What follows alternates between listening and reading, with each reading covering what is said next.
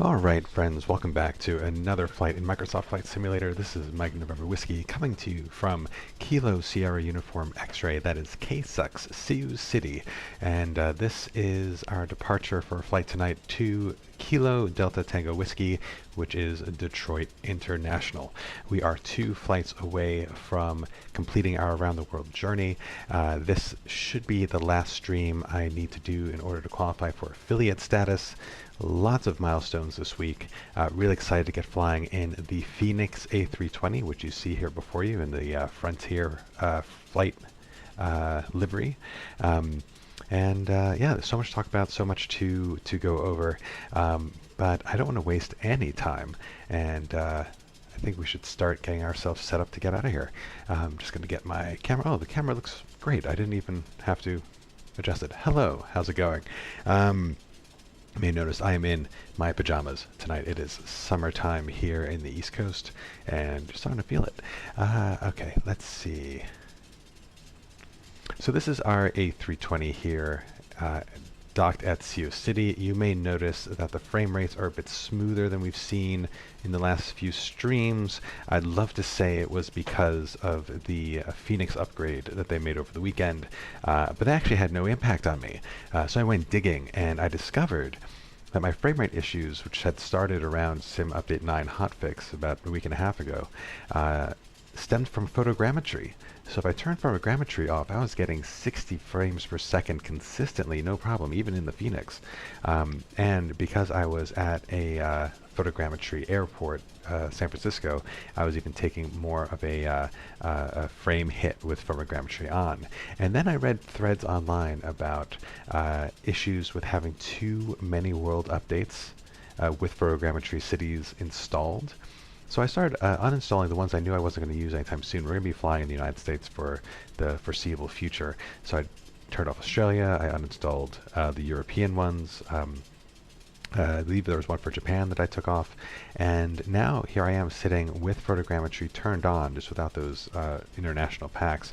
And I'm getting a steady 41 frames per second, which is fantastic for the ground, considering that I'm on all ultra settings. So hopefully, if you guys are having frame rate issues as well, hopefully that tip helps. But yeah. Something else I learned about the Phoenix in the configuration. So we are using airline default configuration, so certain options of the A320 are pre-selected per what an actual Frontier flight would be using. And one detail I thought was really cool is the wheels. So the A320 does have an option to include a brake fan. Frontier does not have it installed, and we know they don't have it installed because on this hubcap here we would actually see the fan unit, and you'd be able to actually see the blades inside spinning.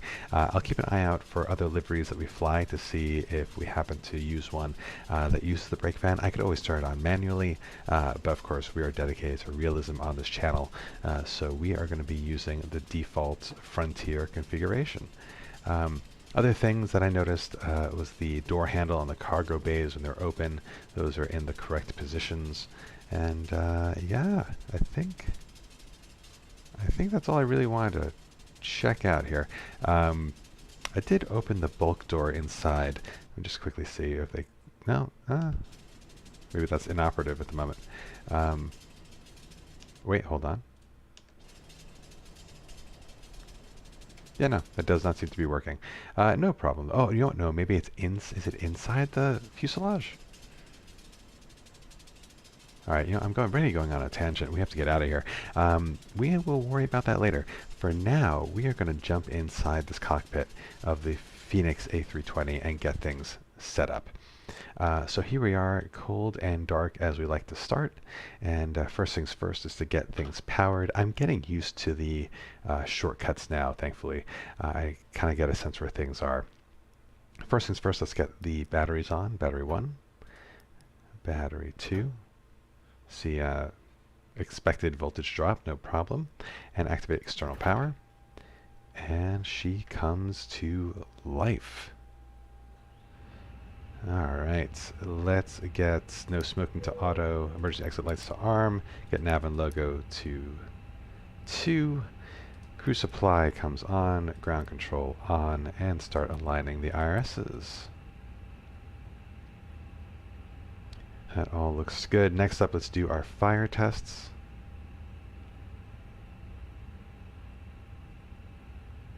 Oh, and I'm not hearing the sound. Interesting. I wonder if this is a new bug introduced maybe with the last update.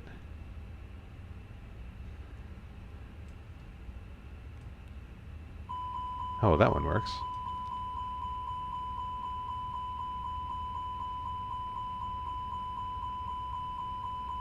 Works too well. There we go.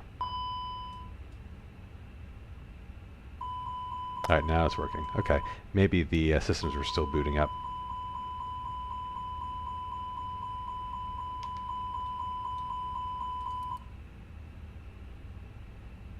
Alrighty. Cool beans, I think. Coming back to the overhead, just make sure, oh, we're not all done yet. We'll keep the fuel pumps off because we're going to do some refueling, and seatbelt signs will stay off for that reason as well. Next up, let's go ahead and take a look. Well, let's get the rest of the cockpit ready here. Going through the flows. Hold on, hold on. There we go. I have custom views installed now. So the brightness looks good on those screens. Let's go over to the center console here. Get constraints on. We'll brief our weather in a sec. Coming down here, landing gear is cane down. The lever is down. Anti-skid is on. Clock looks good. We'll go ahead and reset that for engine time. Brakes are active. Oh, hold on.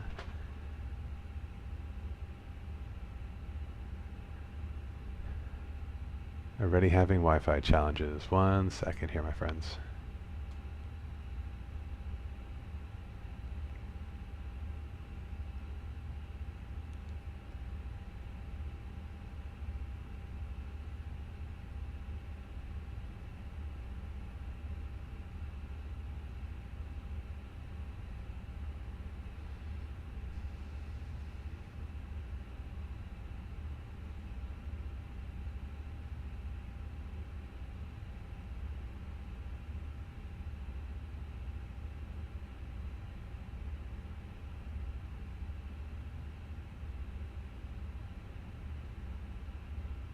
Come on.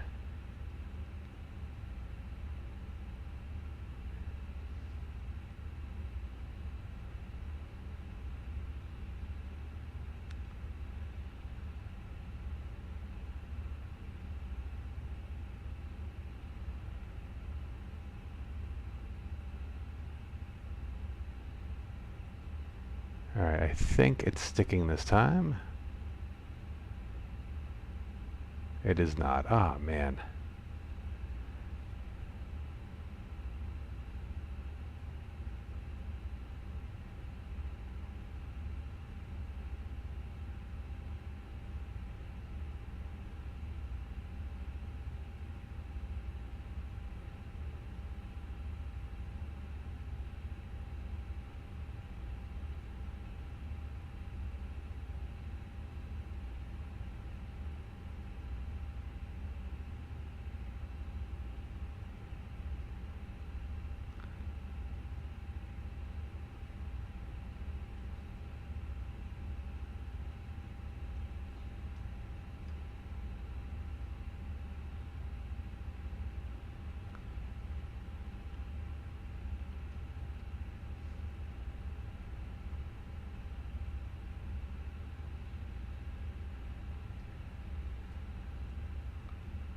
Let's see if that works.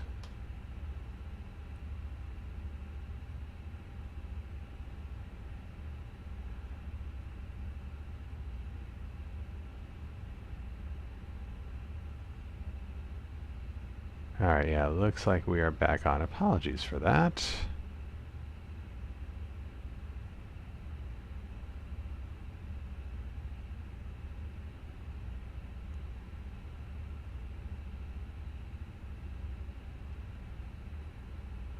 Okay, all good. All right, going back to our initial flows, looks like cockpit oxygen looks good. Go hydraulics page, we have full hydraulic fluid. And on the engine page, lots of oil and nothing to be concerned about there. Coming down to this page, we don't have ATC coverage where we are. But I have not started SPAD yet. SPAD is a third-party application I use to do custom key binds with the honeycomb peripherals that I use. It's fantastic. It allows me to really customize everything. And for the Fenix, not everything is customized out of the box. So I had to go in and do a lot of customizations, redundant, to get the way that I want it. So let's just make sure that we're on the right setting here. Yeah, looks good. So, okay, I have my radio controls here. We'll go to 122.8, which is the Unicom, and we'll monitor that for now. Okay, coming on down here, the weather system is currently off. Engine master is set to off. Engine mode is set to normal. ATC, we will squawk 1200 while we're out of ATC range. We'll get these floods turned down. We don't need them right now. Flaps are retracted. Ground spoilers are disarmed, and speed brake retracted. Rudder trim is set to 0. Parking brakes engaged. Cockpit door is open. And there's our gravity gear in the correct position. Alright, that looks good. So initial cockpit setup is complete. Coming over to the EFB here, we'll go ahead and close the cargo doors. Actually, no, for realism, we'll keep them open because we do need to load our payload. So coming over to my flight, we can sync up with SimBrief. The units don't seem to stick yet. I have my OFP in kilograms. Let's re-import. We have about 22 minutes to push back, and we should be able to make that no problem. Let's go ahead and brief our METAR here at KSUX. This is relatively recent, which is perfect. Winds are mild at 150 at 9 knots. Good visibility, nice and warm. Altimeter 3016. So we'll come back to our glare shield 3016. And I have that synced up through SPAD. You can actually sync it up in the options as well. But I've actually kept the... Oh, no, don't want to go to standard. I've kept this one manual. Again, just for a little bit of added realism, because you would normally have to set all three of these independently. Okay, so that is all set. And then heading back to our AFB. That looks good. So let's just compare that with our flight plan now, 150 knots. So actually, before we do that, let's go ahead and do our mass and balance, get our fuel and payload going. So this is synced from SimBrief. We should get a message. Probably not yet. It should come in a few minutes, but it will be our load sheet. We'll be able to take a look at that. But in the meantime, we'll assume that we'll accept that load sheet and we'll start getting folks on board. We'll do fast time. Take a little break on realism there. Alright, and as you can see, we're already loading cargo. Fuel is being pumped in. Folks are coming on board. And we can see a refueling message. Refueling message is coming up here on the ECAM. And our weight will slowly increase. Just looking back here, we'll keep that door open again. And you can see the lovely cabin behind here. Super cool.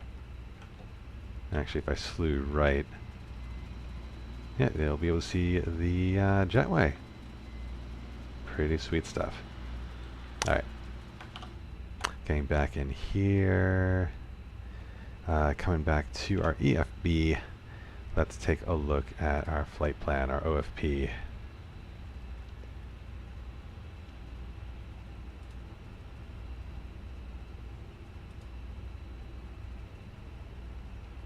And here's our OFP tonight. We are Frontier Flight 9084, heading from Kilo Sierra Uniform X-Ray to Detroit International. Our alternate tonight is Chicago O'Hare, which is quite fun. Constant X of 5, flight level 370, just below the tropopause, and a very healthy tailwind of 58 knots, which is going to significantly reduce our in-air time. We have a block time of 2 hours, but we'll only be in the air for about an hour and 20, so it's actually a relatively quick flight. Right, pretty heavy turbulence, though, shear rate of 5.1 at Whiskey November, November, November Echo. We'll take a look at where that is in our flight plan to see how much turbulence we should expect for the duration. But looking at fuel first, this all looks fine. We have quite a lot of extra fuel to get to Chicago because it's almost doubling back. But it is a fine alternate for Detroit given the size of the airport and distance in order for preferably better weather conditions if we do need to divert. Alright, coming down here, let's take a look. Actually, I'm going to jump by all the waypoints and look at shear rate throughout the flight. So nice and light early on, getting heavier as we get closer to Winnie. So starting at Sample, we'll probably want to pay attention. And Winnie, let's see where we cross Winnie. Winnie's right before top of descent, and Sample's right before then. So it's really just this patch of air right here that we'll have to be mindful of. Okay, so going down to the weather brief, we already looked at KSUX. Let's look at Detroit real quick to get a sense of what we're flying into. So also pretty light winds, 10 statute miles, kind of low ceiling, but nice and warm. And looking at the forecast, looks pretty fine. I'm not too concerned about anything I'm seeing there. Alright, so let's also just check the expected runway. So we're expected to depart runway 13, and given the weather here at KSUX, winds are out of 100. So that is totally fine. And we'll double check it over here to see if this is perhaps more updated weather. Out of 150. Yeah, runway 13 is just fine. Okay, so and next up we are getting folks on board. We have briefed our flight plan. Let's take a look at some charts. So coming back to our flight plan, we will be flying direct to Hankou. So we're not flying a SID out of KSUX, and we'll be planning to fly the Hale 3 arrival at Detroit, but there is some ATC available. There is an ATIS, so we'll be able to check that and see if that all makes sense. And we could probably, for realism, we'll check the ATIS when we're in the air instead of checking it now. We probably could check it now. Let's just see, actually. If I go here and click arrival, and the ATIS is available. So why the hell not? Let's take a look. So, simultaneous visual approaches, runway 3 right, runway 4 left in use. 3 right, 4 left, and our flight plan had 3 right. So that's perfect. We can do the Haley 3 arrival. No problem. Alright, good. So, going to our charts. Let's oh, we don't need to add departure. We could just import from SimBrief because it's all linked up. Alright, so starting with KSUX, ground charts. It's a pretty small airport, so there's not a lot of meat here. So we are taking off 13, so we will taxi from the gate. We'll face north and take Delta to Alpha and take Alpha all the way down to the end of 13. You can also look at the takeoff minimums, occasional birdwatch conditions, runway crossings, incursion hotspots, takeoff obstacles.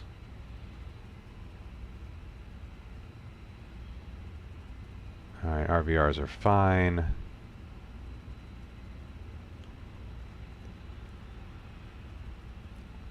Alright, I think we are all good. So yeah, we'll just use this as our taxi guide for runway 13.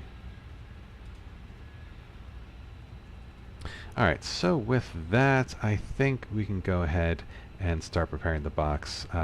Refueling is done, so we can get those fuel pumps on. And get seatbelt signs on. Alright, next up, let us program the McDo. So, don't have the company message, don't have that load sheet, which is interesting. Let's go into the FMGC. That is the correct engines. We have the latest AIRAC cycle. Let's hop into data here. Check the IRSs are all showing nav, and they are. Fantastic. Next up, let's go to init. We'll do our init request.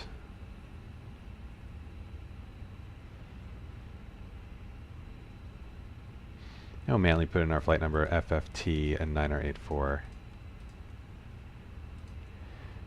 Cost index of 5 and a cruise of 370 if I remember correctly. Let's just double check that. And that is all correct. Triple pause. Bit lower according to the flight plan, so we'll put that in 38768. Regardless, it's still above our cruise, so not going to make a massive difference there. Alright, and let's pull in the wind data.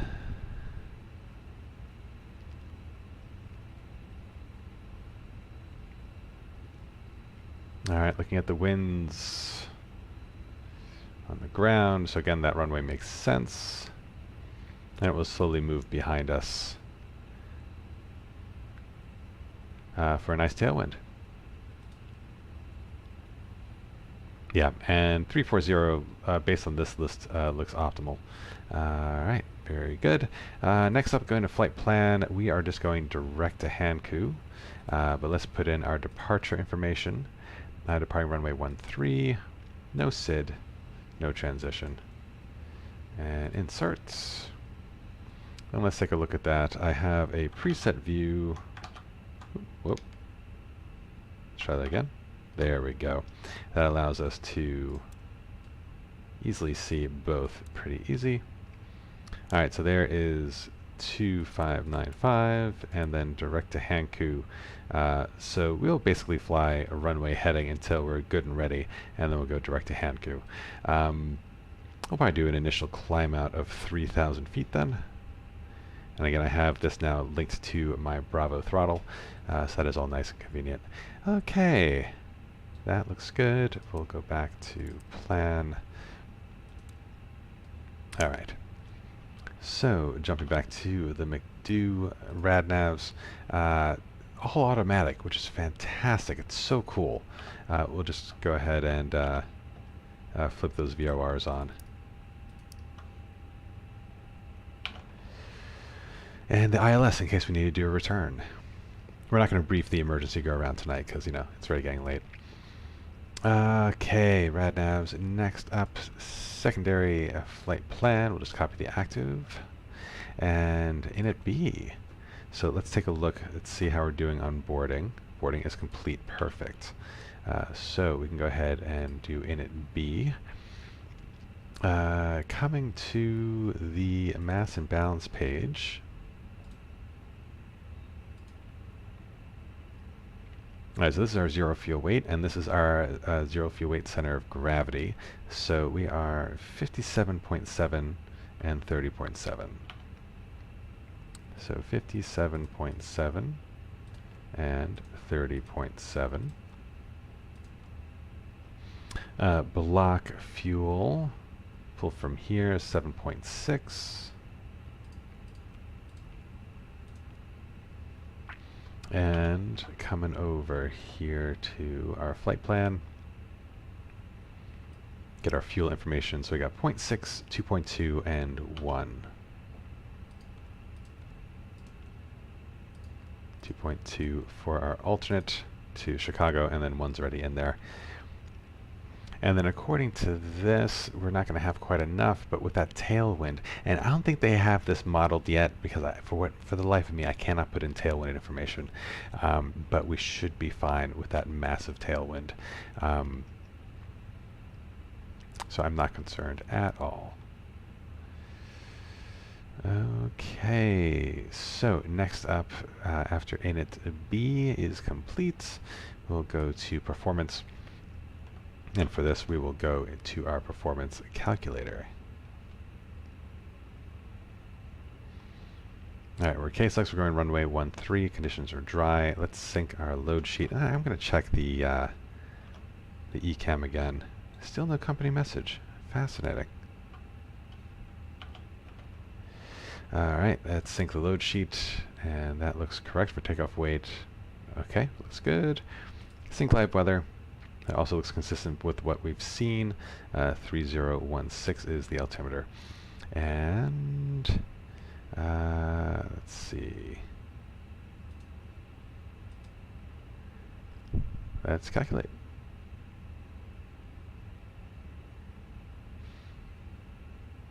Alright, so okay, our flex to temp. So we are going to do configuration 1. Oh, you know what? We're not going to force Soga anti. Yeah, that all looks good. So let's calculate again just to make sure. I think that was the way it was calculating it. Yes, flaps 1, flex to temp is 66, and 141, 141, 144. So let's hop over back to the McDo and put that in. So 1 and down 0. Oop. And let's just confirm that it was a 30.7. 30.7 here on the center of gravity. So that may not be functional yet, because that implies, yeah, 30.70 fuel weight. That implies that we'll actually want to be... Oh, interesting. My trim wheel's not working. Fascinating. Okay. Oh, maybe I need the engine to be on for that? Because I can't seem to manually adjust it here either. That makes sense. We're not powered up yet. There's nothing really to trim. Okay, no problem. But I'm glad we checked that, because that will change what we put in here. So I think that looks like down 0.4 to me, honestly. So back to performance. And we'll do slash down 0.4. We don't need to put in flaps 1 again. There we go. Just update that. And coming back to our EFB, flex temp is 66. Hey, MoDaddy, how's it going? Feel free to lurk all you like. 141, 141, 144.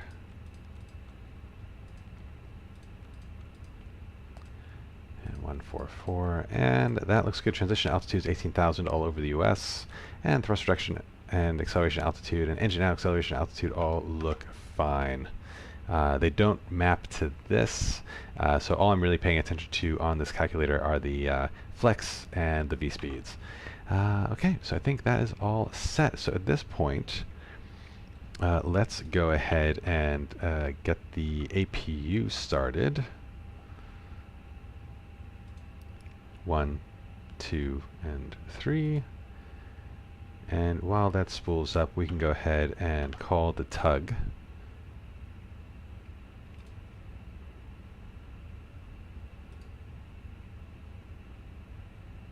And chocks and cones are on. I believe in that case we can actually disengage the parking brake now, because we're on the chocks. And the jetway is not attached, so if we do roll into the chocks a bit, it is not a problem. Let's go ahead and connect the tug. Chocks and cones removed, tug connected. We'll wait for the APU to spool up before we disconnect external power. There's our company message. Let's see what HQ has to tell us.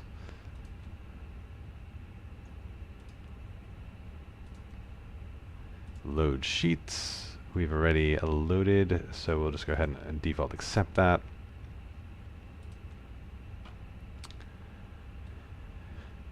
Alright, APU is available, so we'll go ahead and disconnect from external.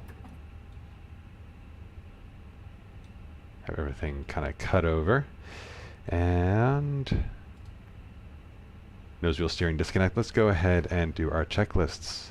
So before start to the line, cockpit prep is complete, fuel message is sent, gear pins and covers are removed, signs are on and auto. Let's get strobes to auto. IRSs are nav, fuel quantity is set, 7570 kilograms. Takeoff data is set, Bauer ref is set on both Copilot and pilot screens and on the ISIS. before start checklist to the line completes. So let's go ahead and start pushing back. Sioux City traffic, Frontier Flight 9084, pushing back gate 2. Sioux City traffic. Start. Back we go. And we'll go ahead and set engine to ignition, get the bleed on, and engine to start.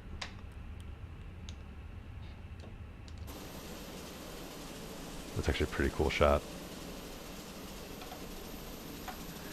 But I gotta pay attention because we gotta push back onto that line there.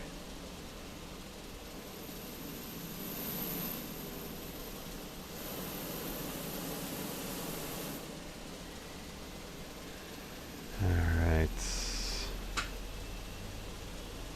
Gotta be real tight here, so I think at this point let's go ahead and turn that to the right. Looks like a smidge early. I'll go straight again.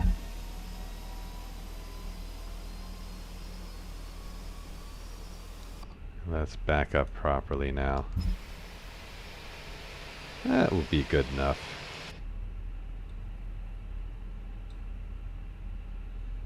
And straight back and stop.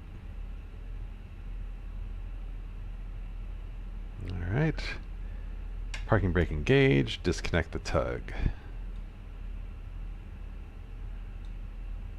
EGT still increasing, engine 2 available, engine 1 start. And let's check that chart, just make sure, yes, we were pointing north. And we'll take this first left on Delta and cross runway 3618 and right on Alpha. Let's go ahead and take a look at this spooling up here. They've done such a good job modeling this.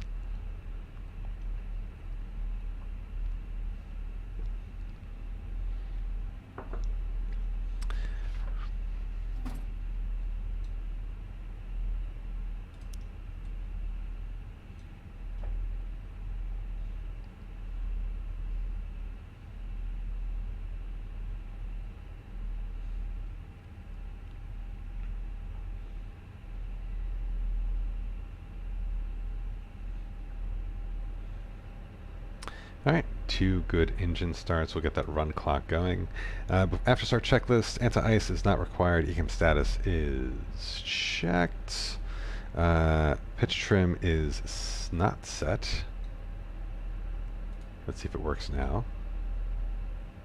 Yes, so it was an engine start thing. Very cool. Down 0.4.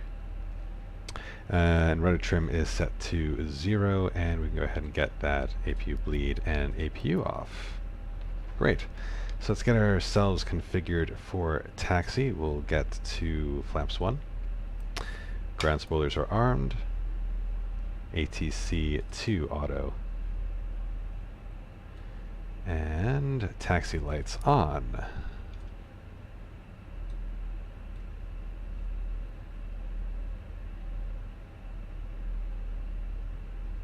Alright, let's do our quick flight control test while we're stopped here. Full left, full right, neutral, full down, full up, and neutral. And disconnect the rudder. I haven't been able to map this to a button yet, but we'll just do that here for now. Full left, and full right, and neutral. And that all looks good. Alright. Sioux City traffic, Frontier Flight 9084, taxiing to runway 13 via Delta, crossing runway 3618, right on Alpha. Frontier Flight 9084, Sioux City traffic. Alright, that was not the best calls I've ever done, but good enough. Let's get that parking brake off and apply some power.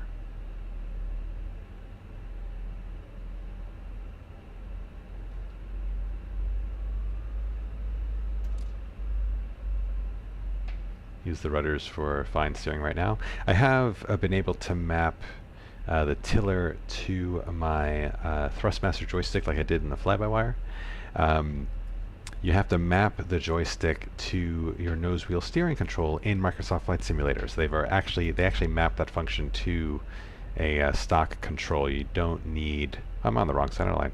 You don't need the SPAD.next or any kind of third-party software to map the tiller, which is really nice. So I'm using rudders right now, but for this 90-degree turn, I'm going nice and slow. And at the appropriate moment, I'd say right about now, use that tiller to turn us nice hard 90 degrees, or almost 90 degrees, onto this thin taxiway. That wasn't too bad. There we go. Oh. Oh, that's pretty. That's pretty. Alright, there's no one at this airport, so don't need to worry about checking final. We're only at this airport because the ICAO code was hilarious. KSUX. I mean, I'm a child still.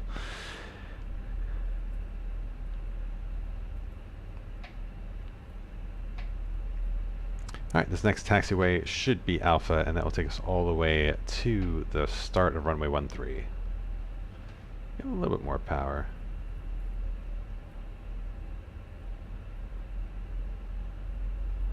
As we're rolling, going to continue to configure for takeoff, so max braking if we have to abort takeoff.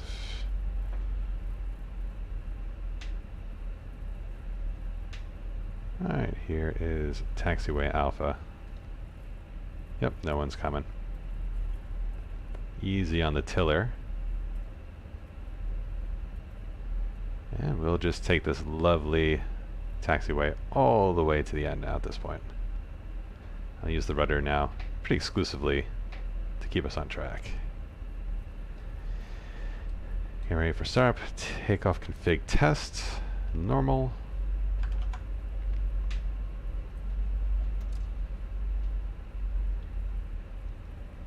So as I am rolling to the runway, it is probably worth noting that we've been on an around the world journey for the last, Jesus, like 7 months? We've been flying in the fly-by-wire A320 2 hours at a time, because that's all I've been able to devote to a single flight. So we've done these very interesting hops all around the world, but we are now 2 flights away from getting back home. We're almost done. So tonight we're heading to Detroit, and then there's only one left, Detroit to Newark. And it just so happens that this is occurring around the time I should be getting affiliate status. So to get affiliate status on Twitch, and I still don't really fully understand what it means, it just seems like an achievement to celebrate if you've been streaming enough.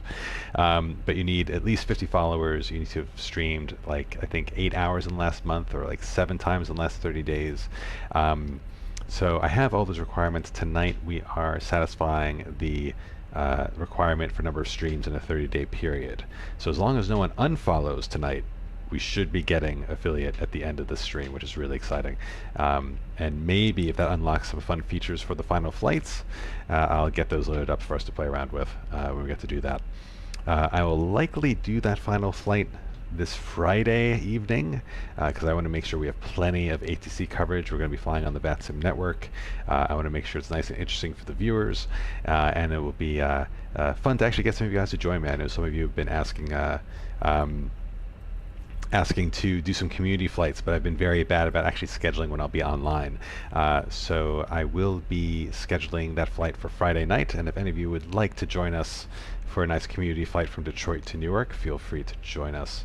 Hey Medic, how's it going? Thank you. Thank you for the affiliate hype. Man, it's kind of like, I'm guaranteed to get it tonight as long as that follower count doesn't drop below 50. So don't you dare unfollow.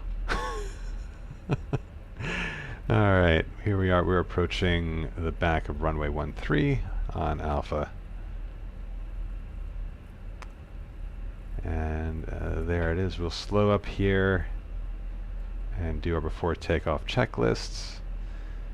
Get that parking brake on for now. And before takeoff checklist, flight controls are checked, flight instruments are checked, briefings confirmed, flap settings are set, flap 1. V speeds and flex temp are set. We can see that on the ECAM, and the V speeds here in the PFD. ATC is set. We'll turn that on at this point. ECAM memo, takeoff, no blue. Before takeoff, checklist to the line complete. So now let's get ourselves configured for takeoff. We're going to go ahead and get ourselves Christmas treed. So takeoff lights, runway turn off lights, and landing lights all on. And TCAS, TARA. And I think and we'll go ahead and turn the packs off for our flex takeoff. Alright, so before takeoff checklist, below the line, takeoff runway is confirmed, runway 13. Cabin crew is advised. What just happened? Master Shake, thank you so much. Nope, that's wrong. That's not what just happened. Master Shake followed me 11 days ago. Hold on.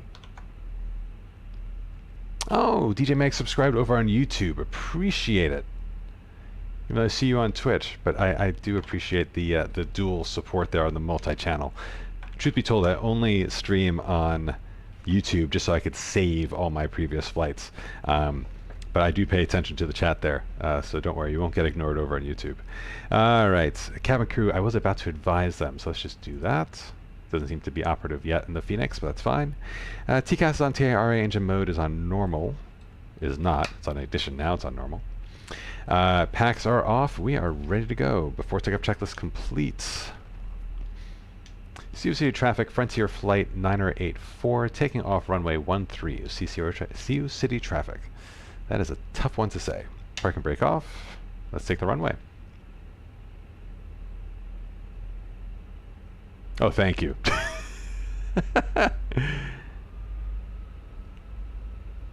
Oh, sweet. Thank you. Appreciate it. Yeah, hopefully those VODs are useful. I do want to do some more short form stuff. You know, kind of tutorials as I'm learning things and can pass that knowledge on to other folks. But honestly, there's so many good streamers on YouTube doing that kind of stuff. They really don't need me doing it as well.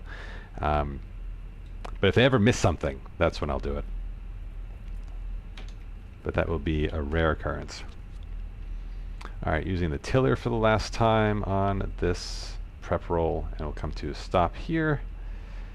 And that is a lovely sight. Actually, I'll just grab that real quick. Alright, let's do this. Oh, check the status message. Packs 1 and 2, okay, that is totally fine.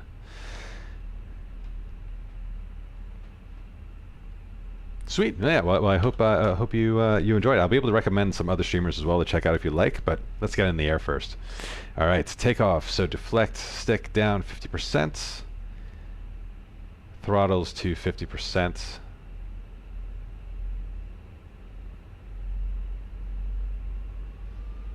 And stable, release the brakes and into the flex detent. Man flex SRS runway. Auto throttle.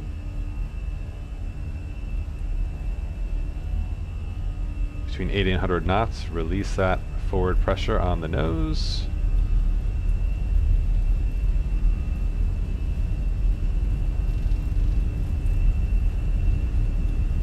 V1, rotate.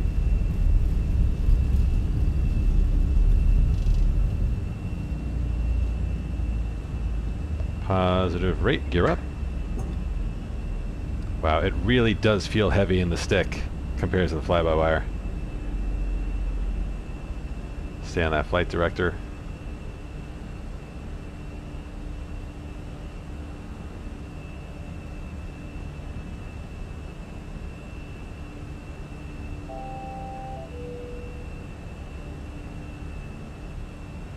Alright, go to speed alt-star heading. We are blowing past our initial climb out. That's fine. Let's follow that flight director and get us back where we need to be. Speed check, flaps up. Ground spoilers disarmed. Get those packs back on.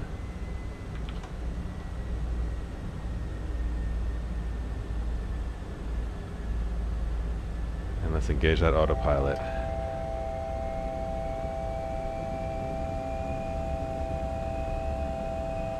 We're We'll get the nose lights off.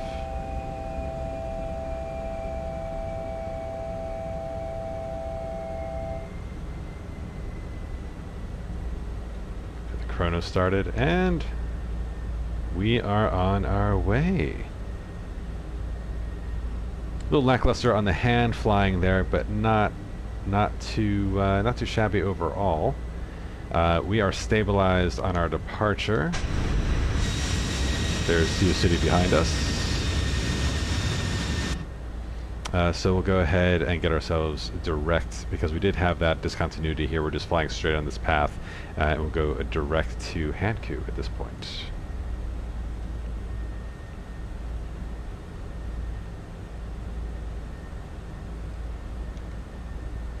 And we are turning.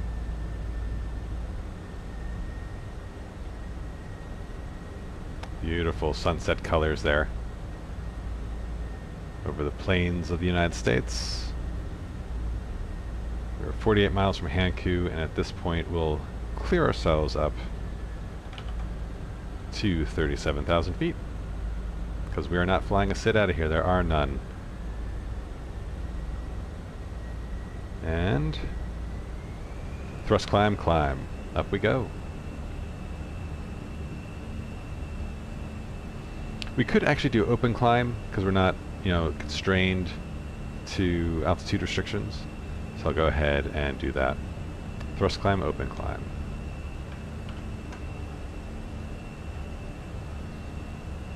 And since we are cleared above transition altitude, we go ahead and go to standard pressure.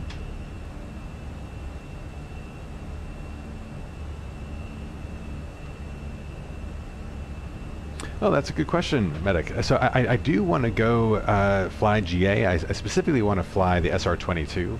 It's just there is no study level aircraft available of the SR-22 in the sim. I mean, the G1000 implementation in Microsoft Flight Simulator is pretty good, but I was lured by the more study level ready aircraft on the commercial side, and then I just got hooked. And the fly-by-wire was a great introduction to that whole thing, but now that the Fenix is out, it's kind of like a whole nother level. So, as much as I love looking out the window, I also just love the procedural stuff, and there is just so much to do for that in the commercial liners. But when that SR-22 comes out, when someone decides to work on it, they have one for X-Plane that's really good, but when that comes over to Microsoft Flight Simulator, we can do some real good VFR flying. Oh yeah, I'll be all over it.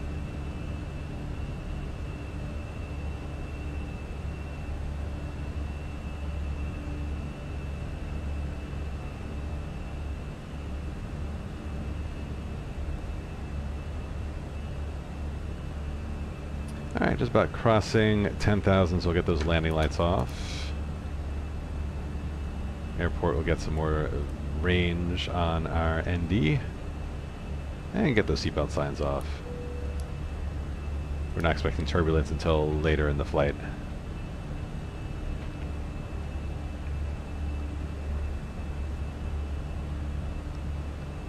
Alright, 10,000 feet, the 250 knot universal restriction is alleviated, so we point the nose down, allow the plane to speed up to, looks like 300 knots before we continue our climb. And the flight computer is managing best rate of climb. So if I recall the fly-by-wire, we would be at around 290 for climb speed. It looks like in this A320, it's 300 is the ideal.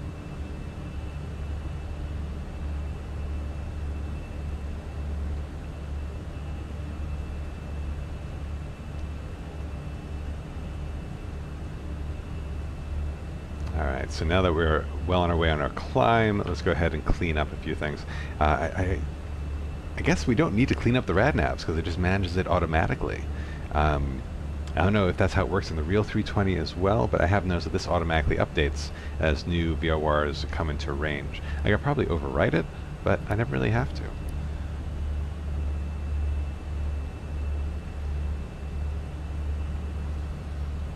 Yeah, I actually I did invest in a VR setup to do some VFR stuff, because that's really nice. Like, you're not doing the instrument stuff, and you're just kind of looking out the window and using landmarks and doing that visual navigation. I'm terrible at it compared to the IFR stuff, ironically, because people always start with the VFR stuff, but that's a lot of fun.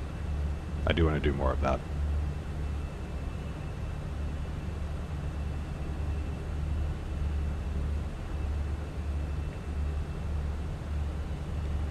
Alright, so I'm just going to do a quick Volanta check. So this is our flight plan tonight, kind of a nice kind of zigzaggy through the Midwest. We'll be flying over the Chicago O'Hare airspace, but we won't be in range for ATC. There were ATC online at Detroit when we took off. But here it's saying they're not online anymore, so let's check it out. They had just signed on when we logged in. Let's see what VATSIM says. Yeah, according to VATSIM, they are still there. So we have ground and tower online. So they'll have us for final approach. If they're there when we arrive.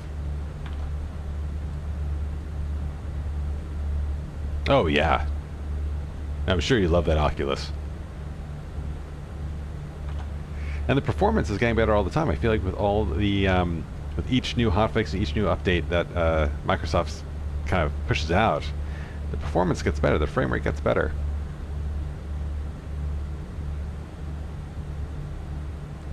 Alright, and then that's actually a pretty cool view.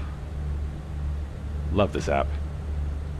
I can't recall if I actually documented the last flight to see. Oh no, I did. Good. So you can kind of see the round the world journey that we've taken so far from Sapporo onward, because I didn't know Volanta existed until we got to Sapporo, which was like 40 flights in. But it kind of give you a sense of how we had to be a little scrappy, finding 2-hour legs across big oceans and big bodies of water. And here we are, back in the U.S.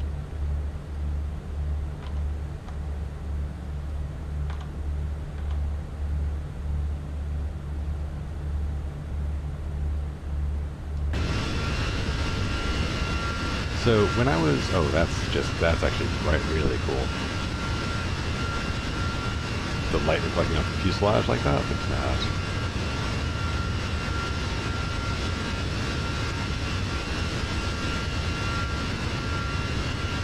That's just lovely. But yes, I came out here for a reason. So I did a offline flight just to get all of the... Oh, well, that's good. And we had an epic crash desktop on our way to San Francisco a couple weeks back. But in any case, frame rates are definitely improved after I deleted all the photogrammetry cities that I'm not using. It's amazing what a difference that made. I'm getting about an extra 10 FPS because of that, and very smooth as I kind of pan around. But yeah, so I was playing around with the settings of the Fenix.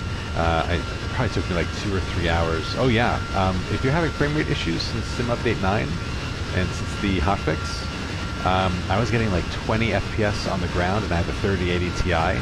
Like, I should not be getting that bad. I thought it was the Fenix, but it was that way in every single airplane. So turning photogrammetry off completely shot me back up to 60 frames.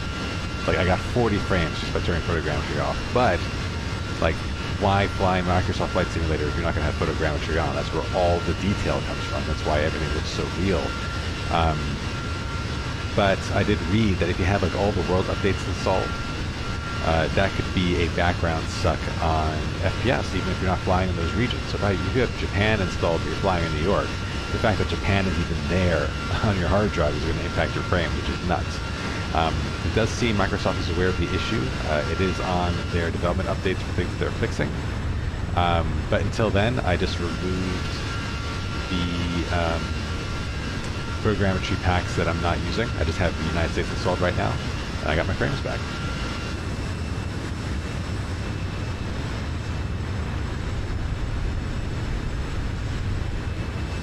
But yes, so it took me about 3 hours to get everything set up in SPAD the way I want. So I have everything on my Bravo throttle and my Alpha yoke configured the way I want. Nice features in arm's length. Which is only possible through SPAD. That level of customization is not available through the default Fenix. But I also tried some emergency procedures to see what would happen. You can actually activate failures on demand in the Phoenix. So I simulated a dual engine failure at about 3,500 feet, and was able to follow the ECAM procedures pretty easily. I noticed the rat automatically deployed. I'm not sure if it automatically deploys in real life,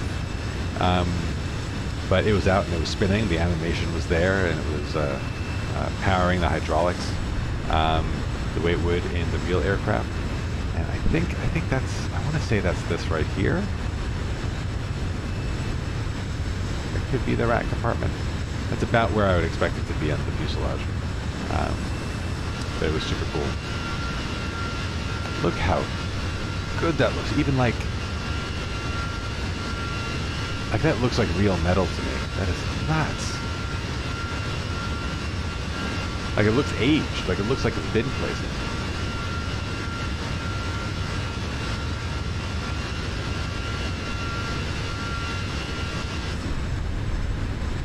Hopping back in here, we can play around with the stock views, so you can kind of hang out in the back of the plane as well. Oop. But if I press the right button, you can actually sit in various seats, get different views. Here's over the wing, a little bit behind the wing, and equivalent views on the other side. And here, you actually get like a nice shot of the eagle on the winglet there. That's a Frontier special. I'll actually take a shot of that while we're here. Oh, wrong button. But actually, I don't mind, because now that we're back here, I'm going to go ahead and turn off the cabin lights. Where can I do it? Cabin lights. So now let's head back. Cabin lights are off.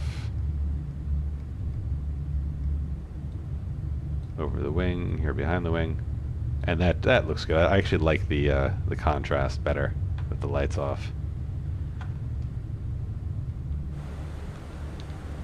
And if you're worried about performance, you can actually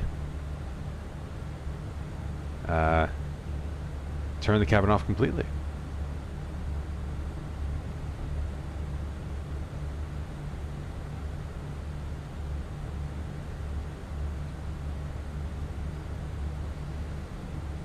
Alright, so we're still climbing. We have a hell of a tailwind, so that's going to impact our rate of climb. The tailwind does push you faster along the ground. Our ground track is 512 knots versus our airspeed, which is 455. That's crazy. That's basically the 67 knot wind additive. But our climb rate is kind of crap because the tailwind actually takes lift out of the wings and makes it harder to climb. If we wanted to climb as fast as possible to cruise, we'd prefer a headwind. But this will still, regardless, net out, get us to our destination faster, despite the fact that we're climbing like a snail.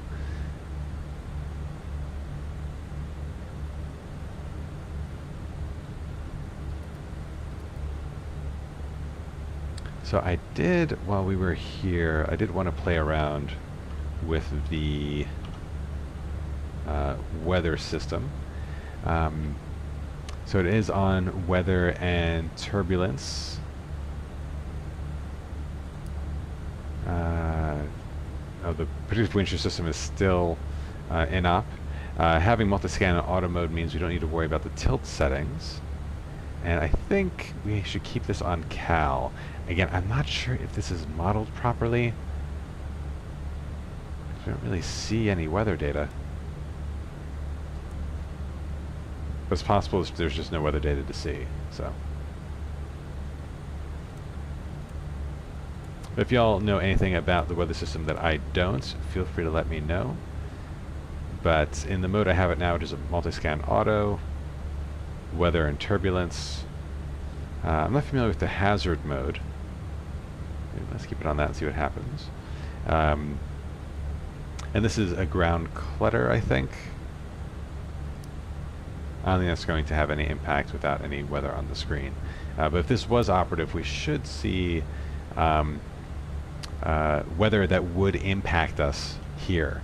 And actually, kind of looking ahead, I see no threatening weather in our immediate path, so maybe I wouldn't expect to see anything here. But on our descent, let's see if we notice weather data kind of pumping through.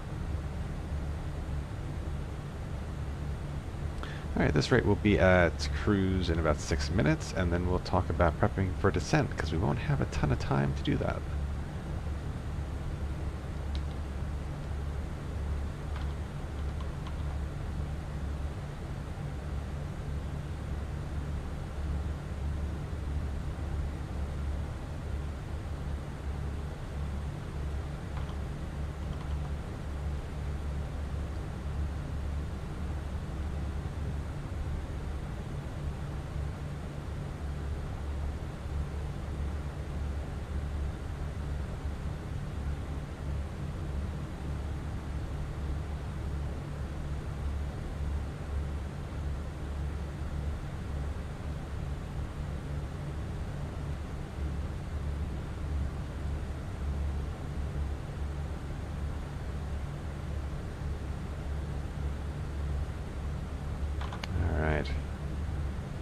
And is that another flight in front of us? Are we seeing contrails ahead? Let's see.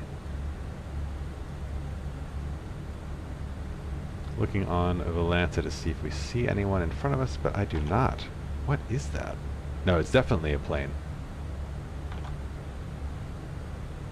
Ah, I see. They are heading to O'Hare. That is United Airlines 348s. And they went from Kailua Airport. Whoa, wait a minute. Where did they fly from?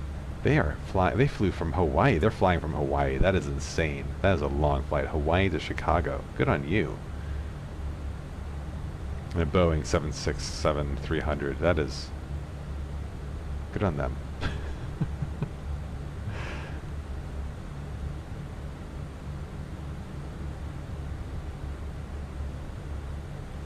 Oh, I have lost my internet connection again on my companion laptop, so if you guys were chatting, apologies if I've missed it.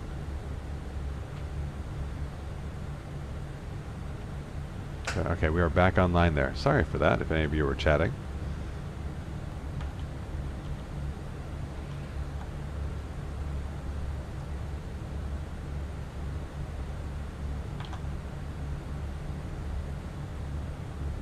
In any case,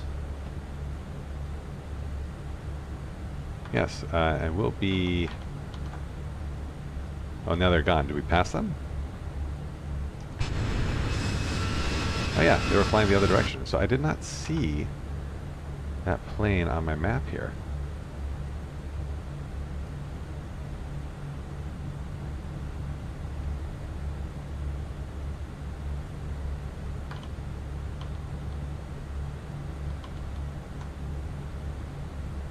Yes, I'm not sure if Volanta is picking up all the data tonight.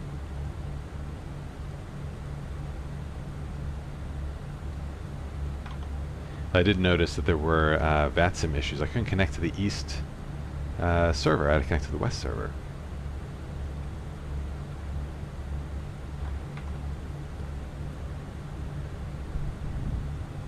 Let's see, on VATSIM. Oh yeah, I see, yeah, there's a plane that just passed us there.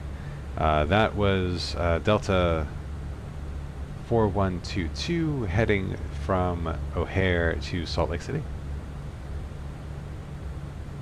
in an Airbus A320, so very possibly another Phoenix.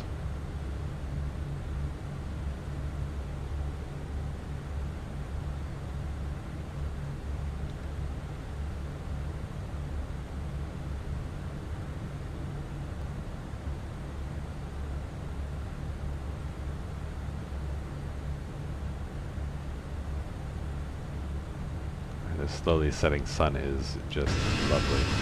Wow, come on.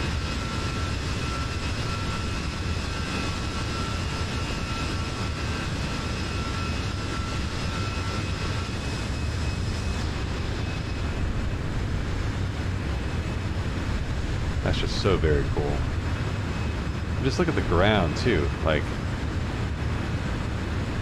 absolutely sick.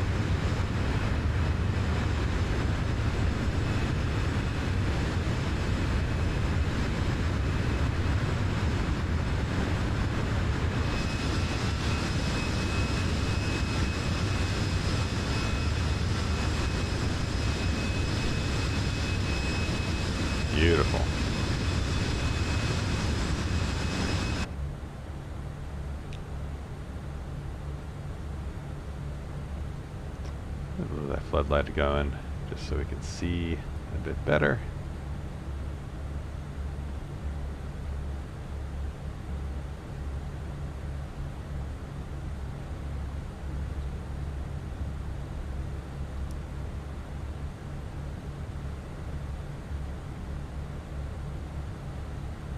Alright, we are at alt cruise. We just arrived at cruise level.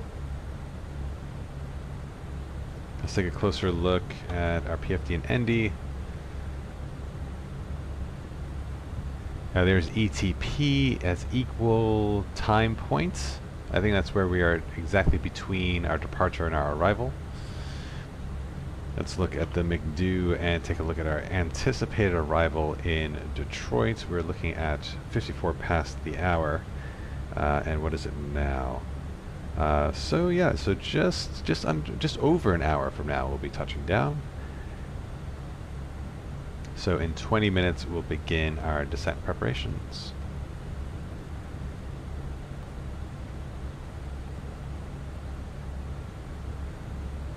This of course may change once we program our arrival in, but we want to make sure we have the latest ATIS. If ATC is still online, we want to make sure we're using the runways they expect us to use.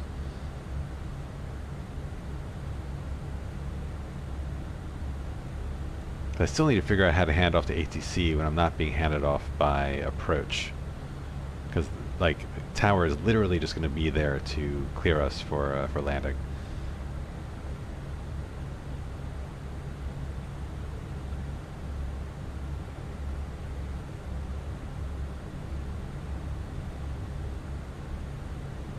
They may send us a private message to contact them, at which point we'll state, hopefully we'll be taking the ILS in today. I haven't looked at that yet, but we'll be stating the ILS and the runway that we intend to use, and hopefully they would respond with a clearance. Something like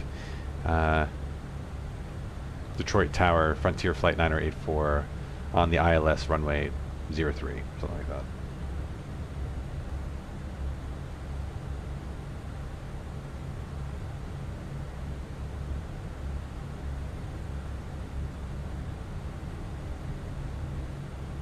And then they would hand us off to ground, and they would get us into our gates.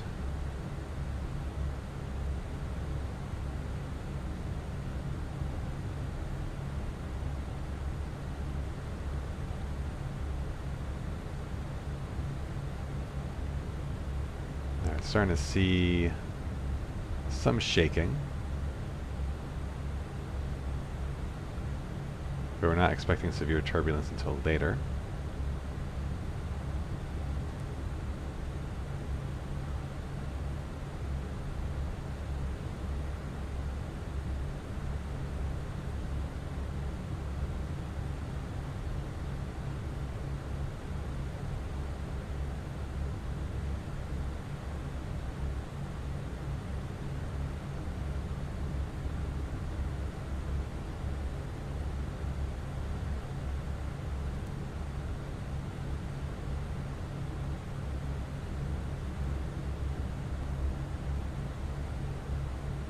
Looks like a pretty large city. What are we flying over there? Gladbrook. Or, oh, maybe is that Waterloo, perhaps?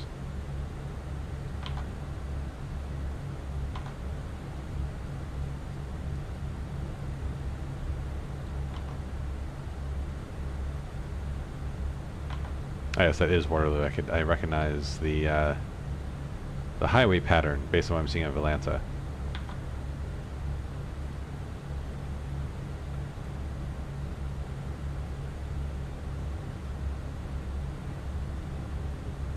It's Waterloo, Iowa.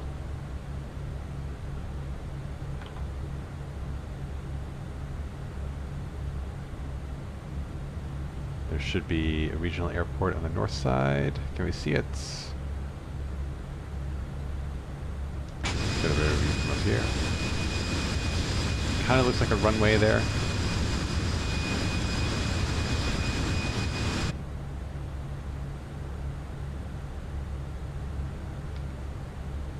Alright. screens are getting a little bright in the setting sun, so we can dim these down a bit.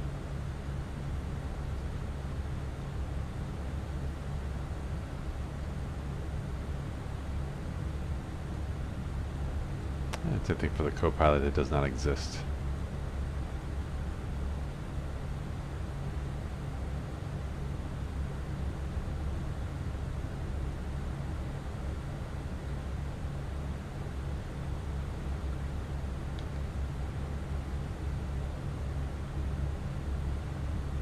Sunset is looking pretty accelerated, given that we're flying away from it at 511 knots.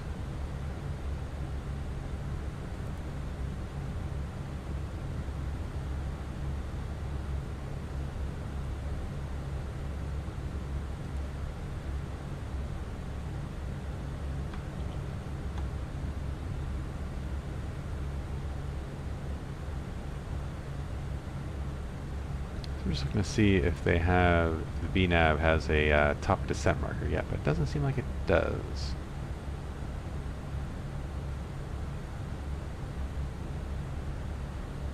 But in about 15 minutes, we'll get the approach programmed in, get all that sorted out. Oh, what's this? Oh, sick! The sunshades actually work. Do all of them work? I think there's one behind here, but I can't seem to reach it. What about these? There are sun visors above the... Oh. Oh yeah, that is super cool. Well done, Phoenix people.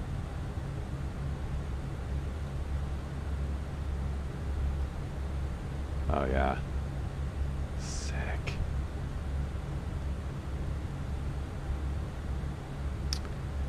Good morning, Nico. Where are you that it's actually morning?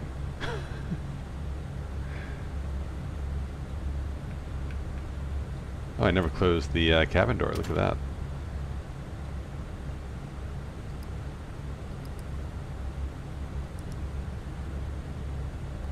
So something else I noticed. Well, there's a glove box with a glove in it, which is hilarious. And the jump seat. It moves. Apparently the way it would in the real aircraft. Alright, so actually the cabin lights off is kind of creepy. So let's get those back on. Right now the options are either like full bright or just not at all. So we hop back there now. It's like, oh my god, like no. On a night flight I do not want to be in simulated daytime. Sorry. Germany, awesome. Well, good morning to you. Happy Tuesday.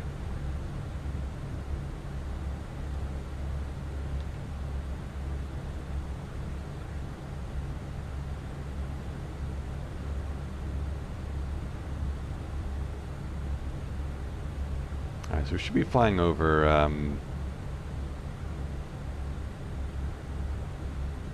Chicago airspace before long.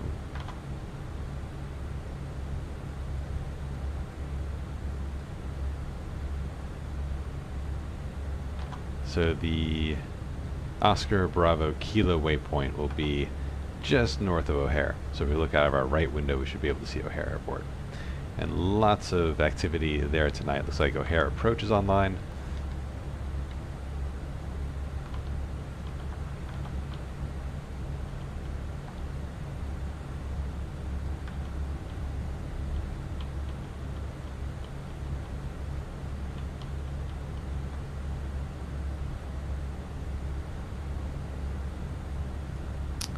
Yeah, so we got O'Hare Approach, and that's it. So I guess the approach controller is just doing top-down coverage for O'Hare tonight.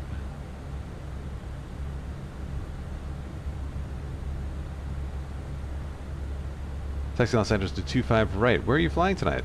And what are you flying on?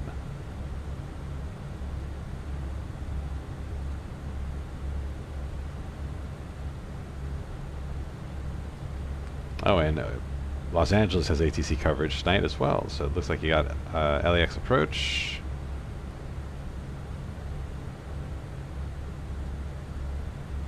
Or was it Southern SoCal approach?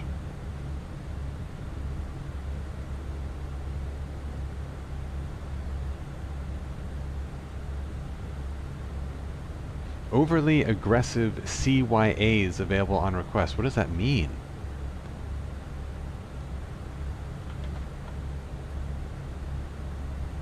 That's the SoCal approach controller's description there.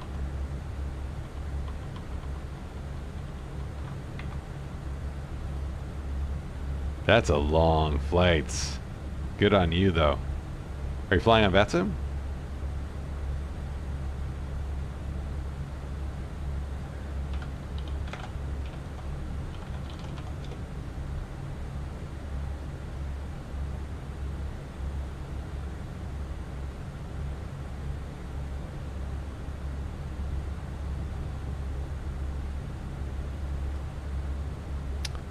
Oh, the A330. Nice. I'm guessing that's an X-plane.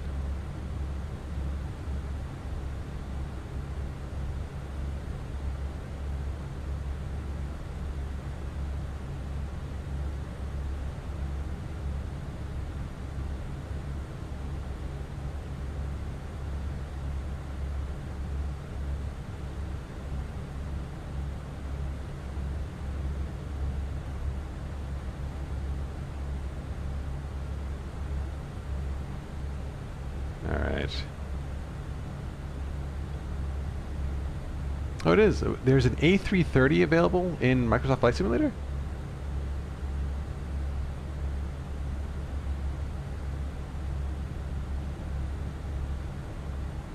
I was not aware of that.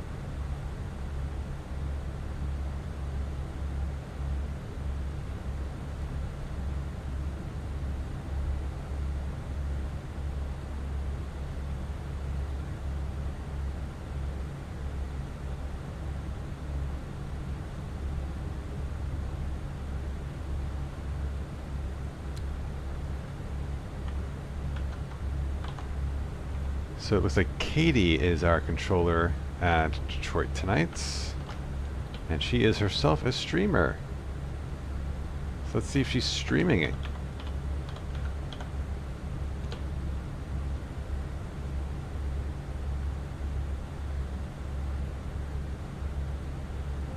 Oh, she's not online at the moment, but she was streaming 2 hours ago.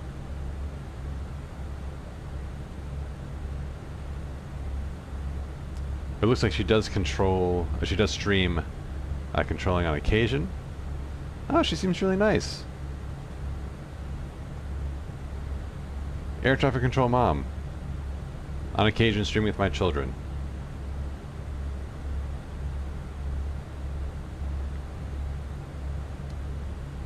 She's been doing ATC on VATSIM for 2 years.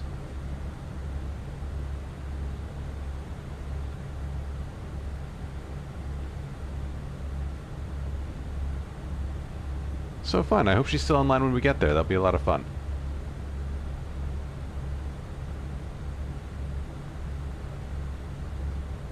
Oh, thanks, Nico. Yeah, I'll definitely like to check that out.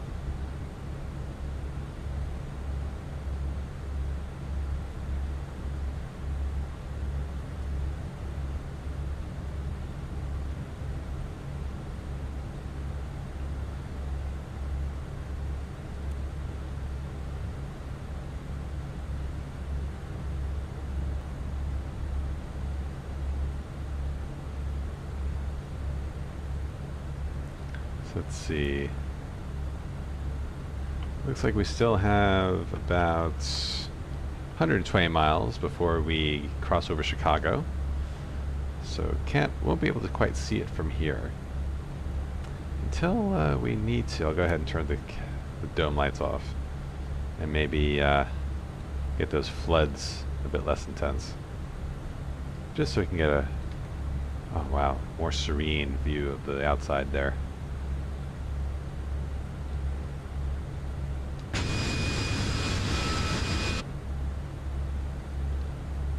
So, just a quick reminder, I am going for affiliate tonight. I have no idea what that means or why that's a thing, but I was so close, or I believe I'm so close to it. I think all I need to do is stream one more time, being this stream. Like, this is the last stream, and then when the stream is over, I should get affiliate, assuming no one unfollows me, because I need 50 followers to get there. And I creeped over 50 last week when I was rated by like a channel of 18 people. They were awesome.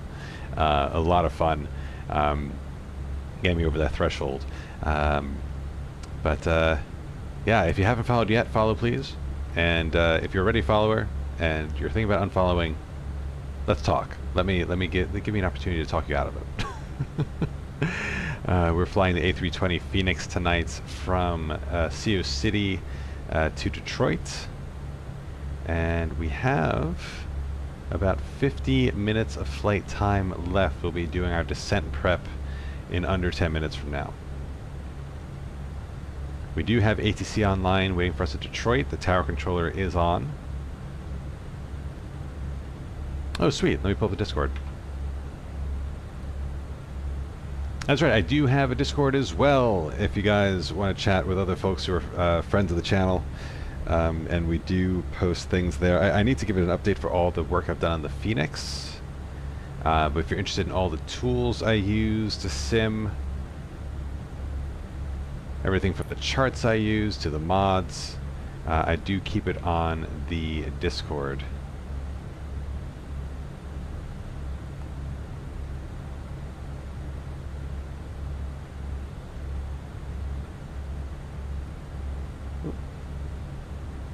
So if you type in what is happening.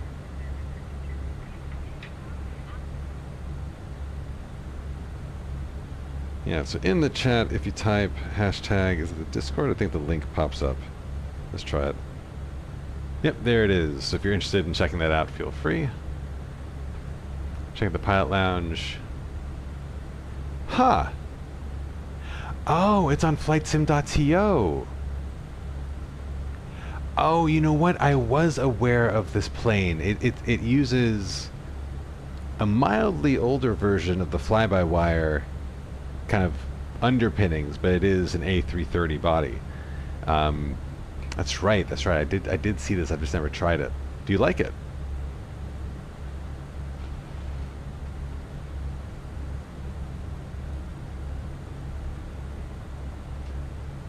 It looks great.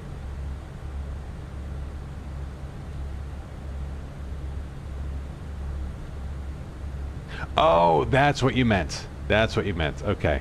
Nice. Did that update include... Oh, ready for takeoff. All right, I'll go to quiet cabin for you now. But when you're in the air, I'd love to know if they got the VNAV in there for the 330. That'd be huge.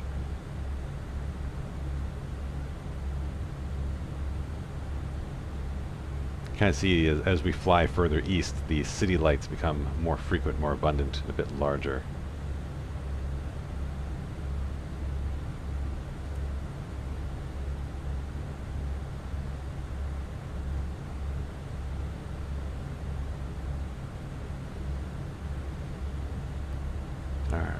I think, let's see. Let me see when the Detroit ATIS was last updated. 2353, this was a while ago. Oh, let's refresh. ATIS offline. Oh, did we lose coverage? Did Katie disconnect? Are we on our own? This always happens. Ah! Alright guys, I am sorry. I have to apologize. There will be no ATC tonight unless someone comes on between now and our arrival. But I guess Detroit was just a little too quiet for our approach controller to stay on any longer. But let's see who's coming into Detroit, Metropolitan Wayne County. There are 5 flights inbound. 3 of which are getting there pretty soon, one of which is behind us coming from LA. But there may be activity on the ground when we get there. So hopefully we'll still hear some radio chatter on VATSIM. But yes, no, it looks like Chicago and Detroit both went offline in the time that we've been in the air. So apologies for that all. But when we do our final round-the-world flight, which I'm planning for this Friday night, Mark your calendar. We'll be doing a community flight if you guys are available. Flying from Detroit to Newark. I'm aiming for Friday night because that is usually a very active night on VATSIM on the East Coast. We should hopefully get tons of ATC coverage, hopefully all the way through. And that'll be a nice way to finish the round the world journey. Really looking forward to that. All right. But, okay, so we don't have ATIS to rely on, so we'll just view the METAR instead.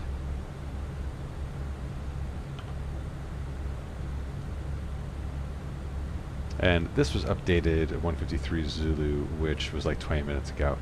So that's probably the METAR we're going to use to get ready for our descent. First off, let's remind ourselves our flight plan. Actually, no, sorry. Let me get the wind in my head. Wind's at 100, so let's see if our runway still makes sense. It's very light winds, so not too bad. We're looking at runway 3 right, so let's look at the charts to see if there's maybe a better runway. So looking at Detroit, ground charts, let's look at the airport info, 10-9.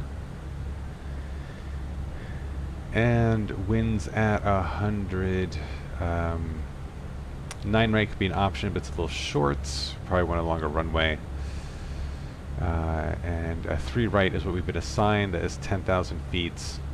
Yeah, I think we may as well keep that. It'll be a slight crosswind, but it'll be good practice. It's nothing too crazy if it's staying in that direction.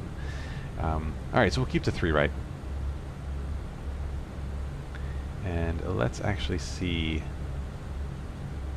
where we'll be taxing. So there's South Terminal, there is U.S. Customs and General Aviation and North Terminal. I'm assuming this is the international area, the North Terminal, and the South Terminal would be domestic. I'm just guessing. Let's see. Well, let's see where Frontier actually parks. So Frontier gates at Detroit. They use Terminal North. Okay, so we'll head to Terminal North, and I was incorrect in my assumption. Cool. So we'll get off this runway. Oh, we'll brief that when we do the full briefing. But for now, we'll just keep this chart up. And let's look at arrivals. We're doing the Haley 3 RNAV.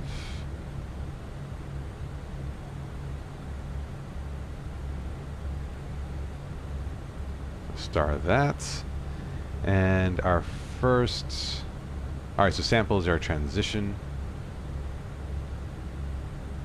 into the star, and our first flight restriction is 19,000 feet at Crabin.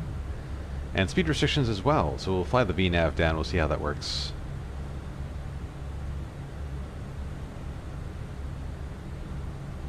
Very good, okay.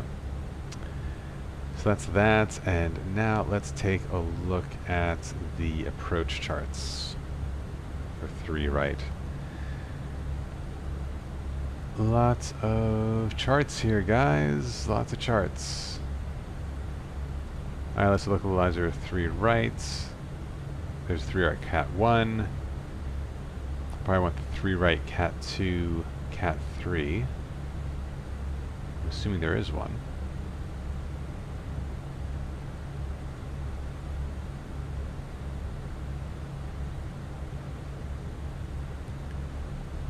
There's the RNAVs. So maybe I missed it. Let's see. Let's take a closer look.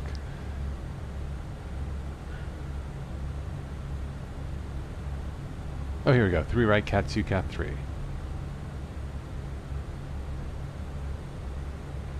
Alright, so we have that all prepped.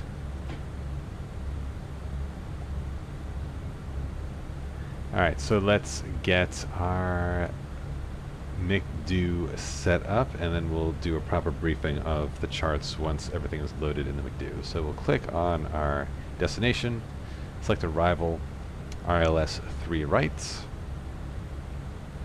Chicago air traffic, United 348 heavy is 95 mile final, fully established on the aisle, approach runway 10 center, O'Hare traffic.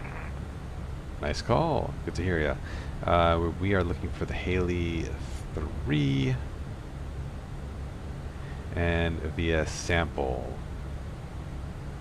And going to my favorite views here, we can see the projected course before it is actually committed.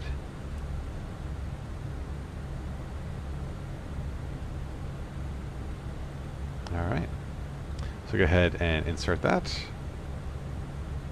And there it is, and we can go to plan mode and walk ourselves through it. So OBK, Oscar Bravo Kilo, that is over Chicago. Then sample, just star of our star. There's our top of descent right there, calculated by the VNav. I will just confirm that we're looking Handle here, traffic United 348 Heavy is on the short final, runway 10 center. O'Hare traffic. Oh, he does a short final call as well. That's very nice. Probably busy airport. Then there's Winnie. Let's see. Sad. Oh, that's a waypoint. Hassa, Crabin, Urban, Haley, or Hale, Victor's, Maze, Overfly, Grabic. And then I see, okay, so there's a manual, unless there's a via, we'll see if there's a connection between Grabic and the approach there. So let's walk through our arrival in the charts.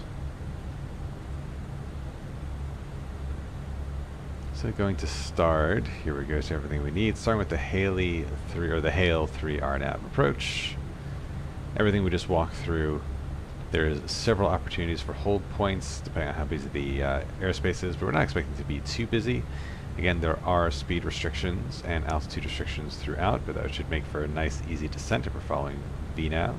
Let's check VNav against these waypoints real quick. So, Crabin. We scroll back up to Crabin. Has us a 17,004 and change, and that's within the limit. Haley is above 11,000. The VNav is in the limits. Victor's same. Here, traffic United 348 is going around. Going around. Maybe he's practicing. Grabic, we want to be at 5,000, and that's an overfly. And that's the end of the stars. That all looks great. Let's look at the ILS. And let's see. Okay, so some of the vias here. We'll probably want to go direct to Willow, which is the initial approach fix. And is that what we have? Manual, decel, Ribme. So Ribme is a bit further down. It's way further down actually. So let's go direct to Willow to kind of maximize our approach there.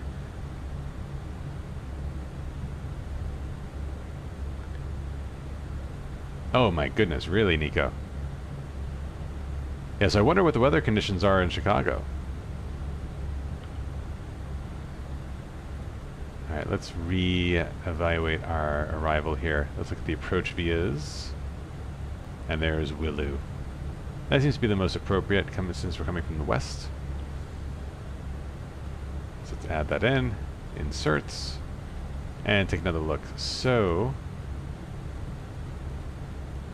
from Grabic to Willow, and looking at the plan here, and from Grabic the course takes us straight to Willow, so that's perfect. I think we get rid of this discontinuity. Not allowed. Oh, we have to clear the manual and then clear the discontinuity, and then take a quick look. That dotted yellow line looks perfect. Insert, and we're good. Alright, that looks like a great approach to me. Let's continue the brief. So we'll get to Willow.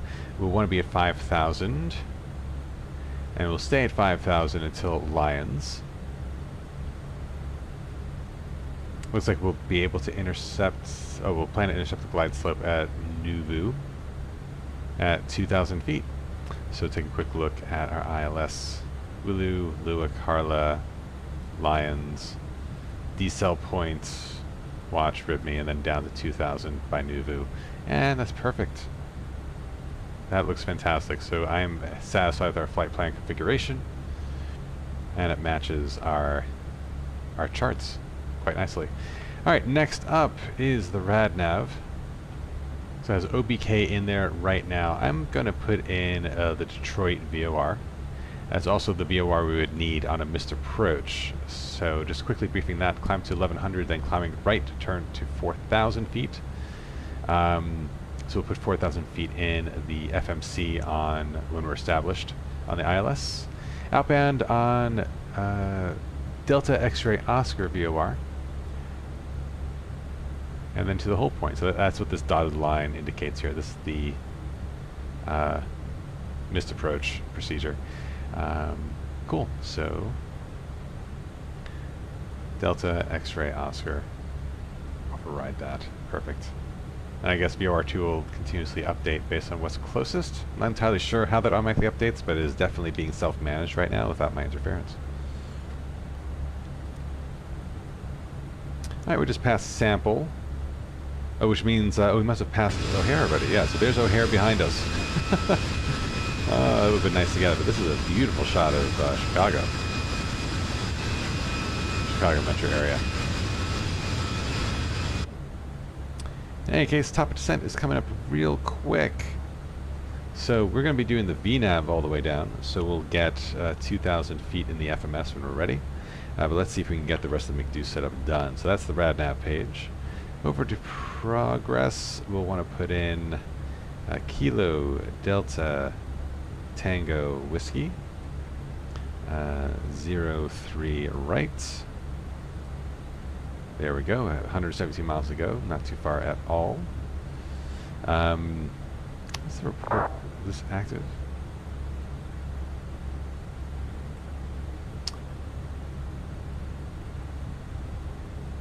Oh, nice. Oh, this is a very good page. This is actually really, really useful.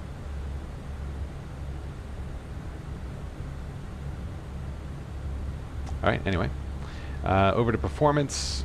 Going to the next phase here, let's get our approach information programmed in. So coming back over here, we'll look at our latest METAR information. Refresh that in case there's a new one. Nope, and it's the same one. Altimeter 3030. Temperature at Detroit is 13 degrees. The winds 45 at 13. No, let's put in this 105.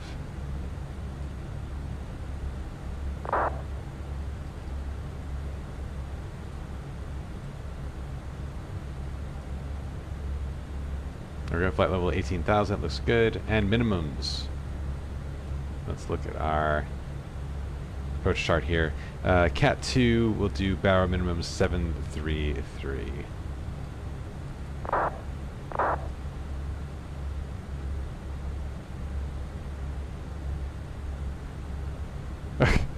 I do not what's happening. I have no idea what's happening with this text chain right now.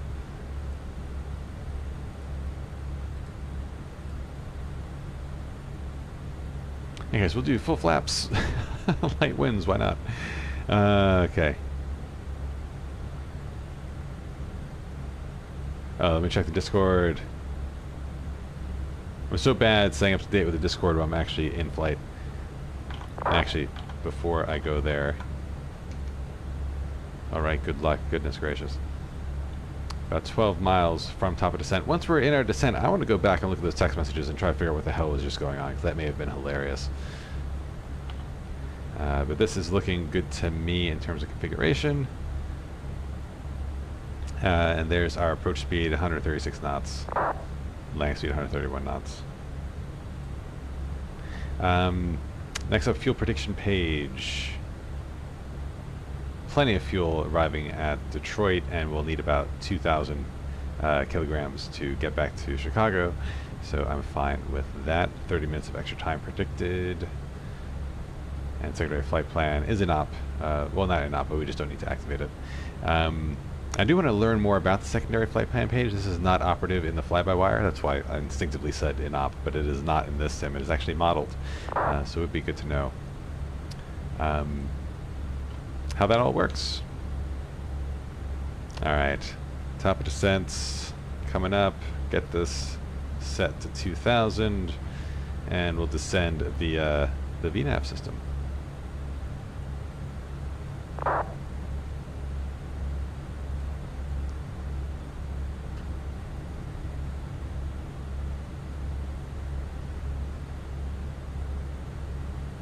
All right, and manage descents. Thrust idle descents. Down we go.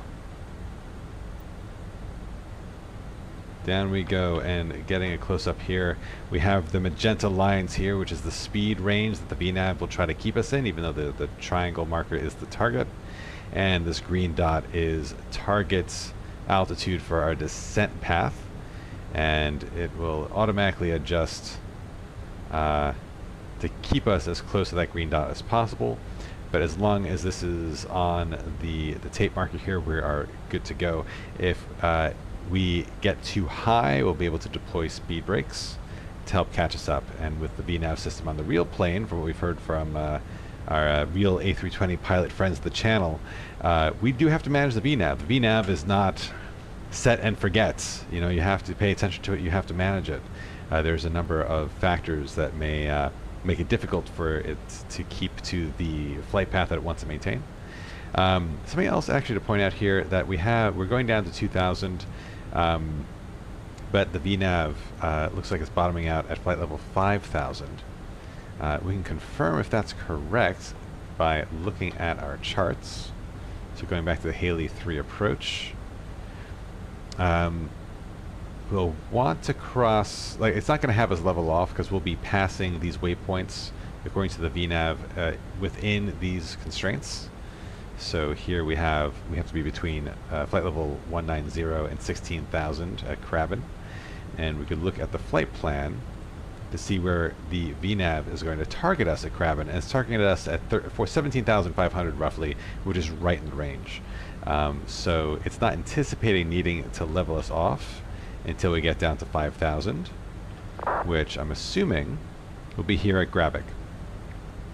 And then it's going to hold us at 5,000 until we can descend further to 2,000, and I chose 2,000 because that is our glide slope intercept altitude. And once we're on the glide slope, the approach system takes over.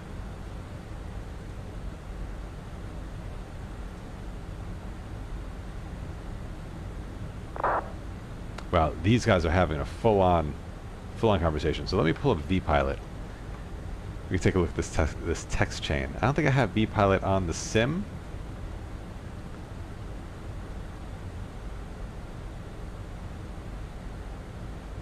But I'll see if I can tell you the story. So runway 6 left, where you have, so okay, so United 1293 is talking to Frontier 1046.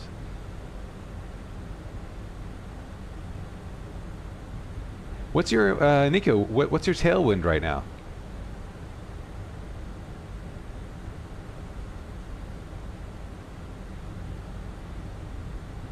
And what's your altitude? So tailwind of 46 knots, yeah, that's going to be taking lift out of your wings. So that will slow down your climb rate. And are you pretty high at this point? It will be worse the higher you are. Yeah, that would probably explain. 500 is still... That's still low, though. That's still really slow.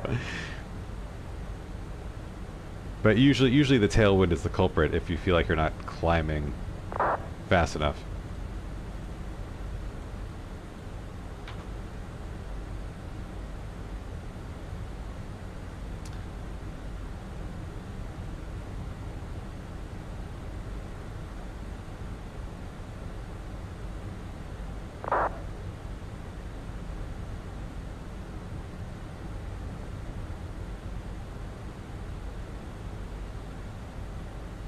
Yeah, I'm not following this conversation. I can't tell if they're still in the air.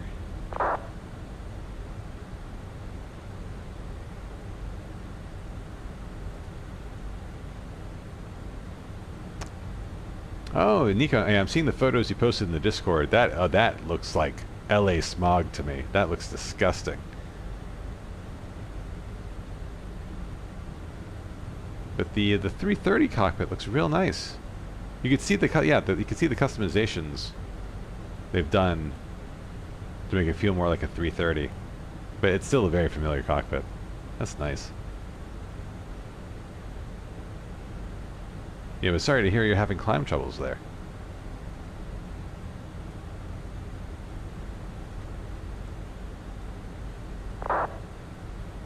Alright. Good luck, Nico. Godspeed. Alright, these texts are really annoying.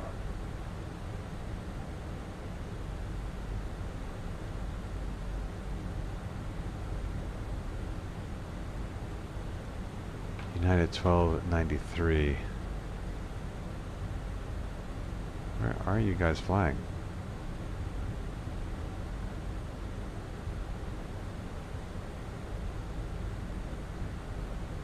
And they're talking about 6 rights.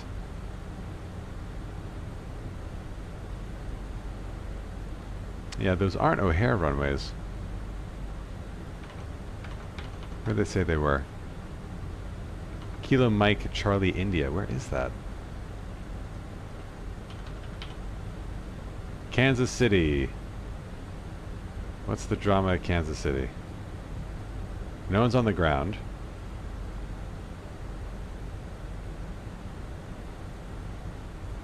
And I see no one in the airspace around Kansas City.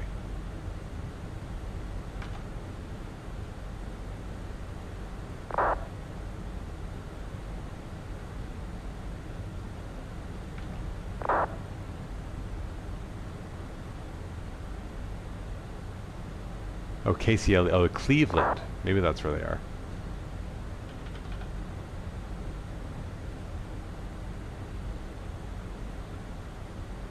Oh yeah, there is a 6 right at Cleveland. I see Frontier. 1046.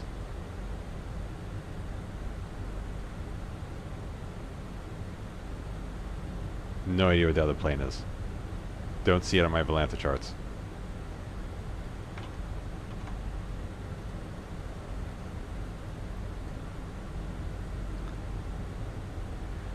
Well, I hope they figure things out. Ah, okay, so something interesting going on here. So the green dot is getting a little beneath us. So we're not technically on the glide path, and you saw the squiggly blue line kind of dancing around here on our ND. That is the VNAV predicting when we will be back on path, and the green dot is sliding closer into range, so that's why it disappeared, because now we are back on path.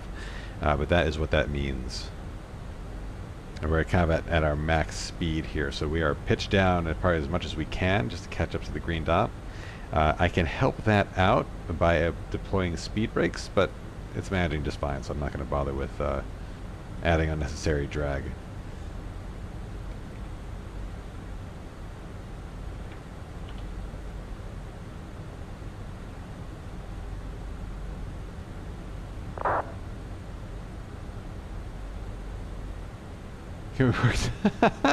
Oh, jeez.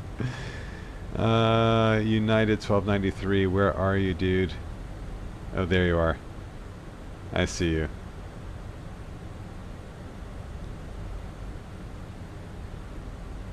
Alright, I'm going to hop to Volanta so you guys can quickly see what's going on. I think what's happening... So we have United 1293, we have Frontier Flight 1046. I think they're both heading into Cleveland Hopkins. Maybe just trying to figure out like distance, or maybe they're flying together. I have no idea, but they seem to be both on approach to runway 6 right, and my assumption is I guess they're just trying to coordinate spacing or something, but I don't really know what's going on beyond that. I lost my... What are you talking about? Oh, jeez.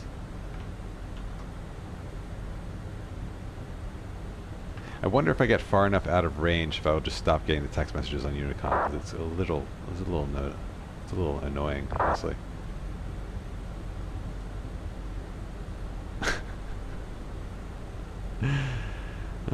Comedy of errors over there.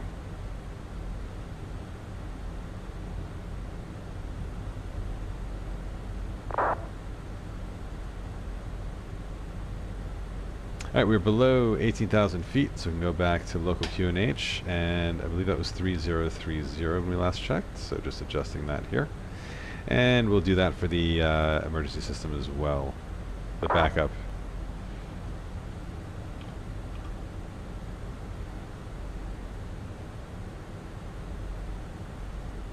Oh. Alright, all altimeters match.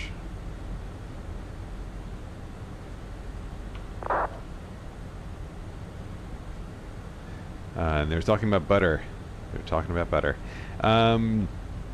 Looking at the new METAR. Is there a new one?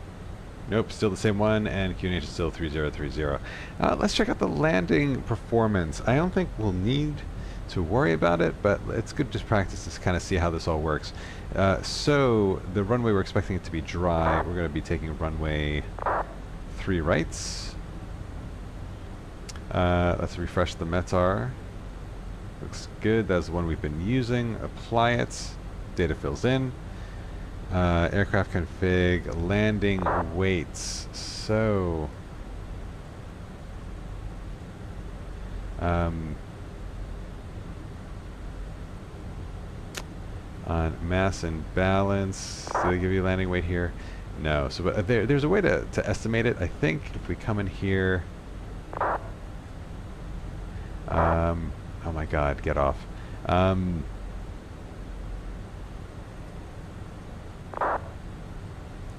stop talking, please. Please, please, please. Fuel prediction. So fuel on board when we land, so 4.2. I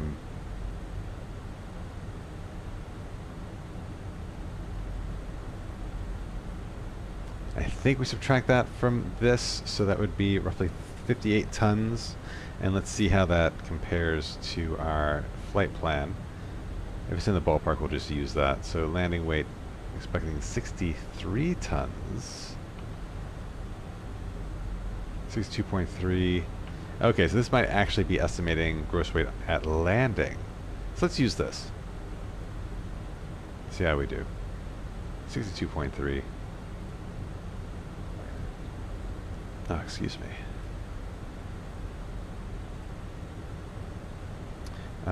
Low brake, we'll do, I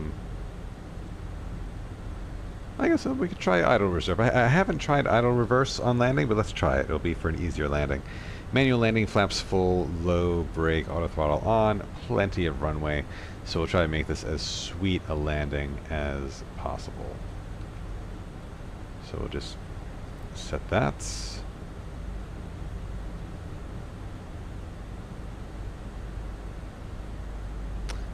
Alright, it looks like we're adhering to the first speed restriction. 260 knots coming up. We're at that speed, which is perfect, and we need to be above 11,000 feet, which we will be. So looking great on that descent path.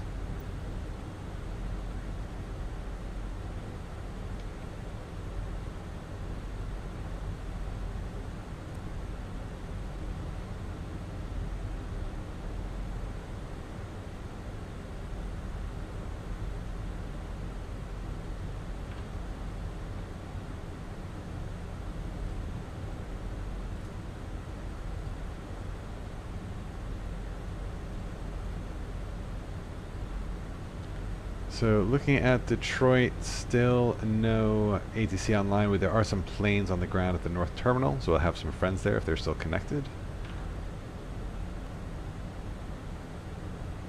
I'm guessing that's Detroit Metro in front of us. That's quite gnarly. Quite beautiful.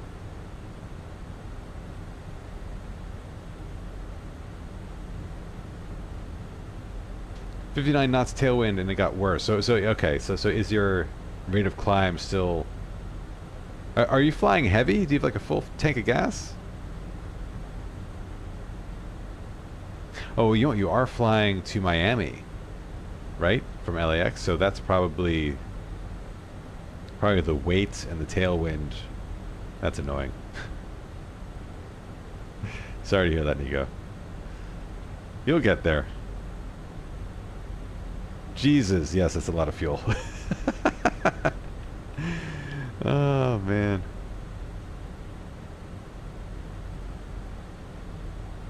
And last you checked in, you were at 24,000 feet. What's your cruise tonight?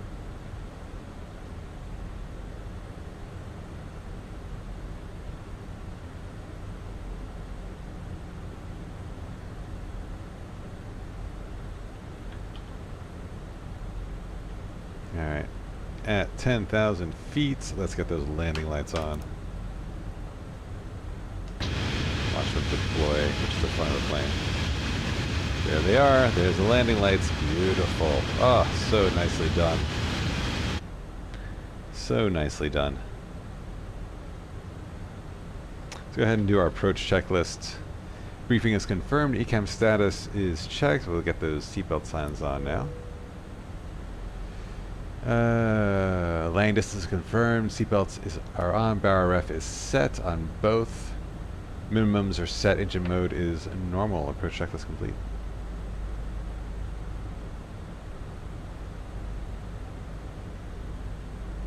And it's getting worse. A cruise is 40,000. Yeah, you got a while to go.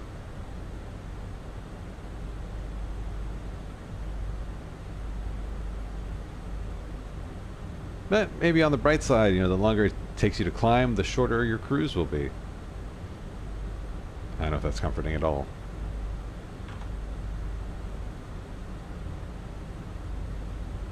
Yeah, on the round the world journey, I at cruise flight, I'd occasionally get tailwinds of over 100 knots. Crazy.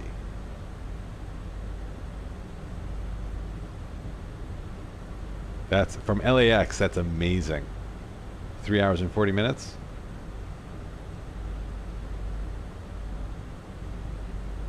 All right, I'm not seeing any aircraft on this approach.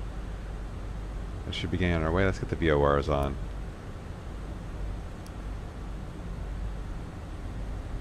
All right, we're 30 miles from the airports.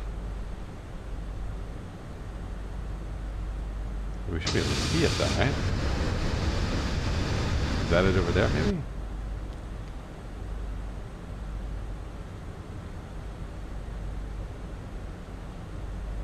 All right, let's start to focus. Let's start to focus.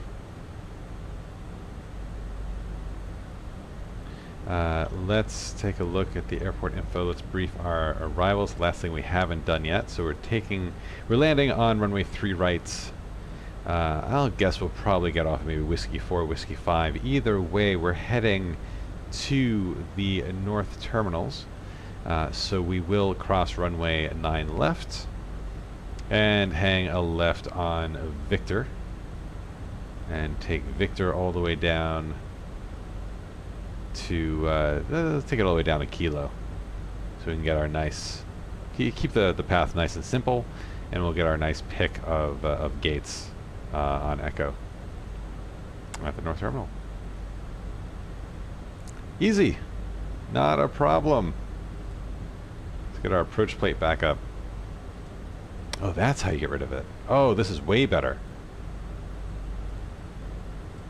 But now how do you zoom? Where'd my zoom controls go? There we go. What, you could mark it up? You could annotate this shit? What? What does the hand mean? Oh, that's so cool, guys. That's so friggin' cool. So, let's see. Let's try this. So, we are going to connect the approach here. And we'll be at 2,000 feet of internet, intercept the glide slope here. That's really fun. That's really fun. Okay, we'll play with that next time around. Almost there. You will get there, Nico. I have full faith in you. Full faith. We're approaching 5,000 feet precisely when we need to here at Grabic. And then Wilco will be the start of our approach. Straight in approach to runway 3 right. We'll get on the radios at 10 mile final. There's no real reason to do it before then, considering how quiet it is at the moment. Speed Alt Star. And if you're just joining the channel, welcome. We are on final approach to Detroit tonight. This is my my last stream before I should officially make affiliate status, assuming no one will unfollow me in the next 15 minutes. So please don't. If you haven't followed the channel yet, I would greatly appreciate it.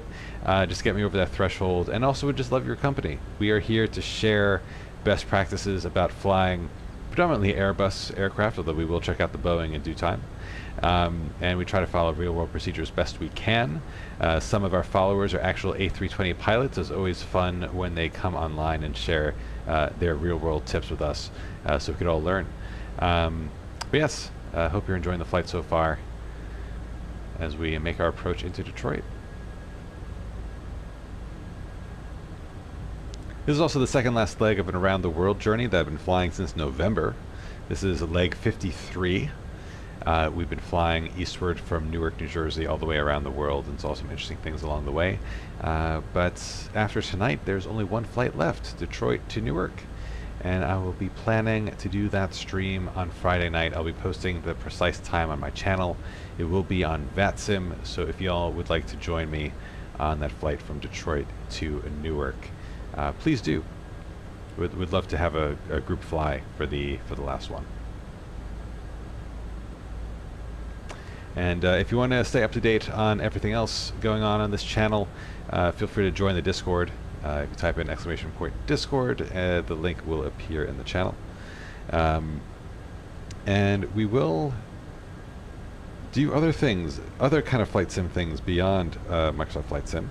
I do plan to do a simulation of the Apollo 11 mission using the Order Space Simulator, which is a fully authentic simulation of the Saturn V rocket, which is nuts. It actually uses the original source code for the guidance computer. It's an incredible experience. It's very geeky. It's like the most hardcore flight sim thing I've ever done. But folks on the channel seem interested in seeing what that looks like, so that might be something I get back into after this around the world journey is done. Alright, I'm going to shut up now, because we are going to start turning onto our final approach into Detroit.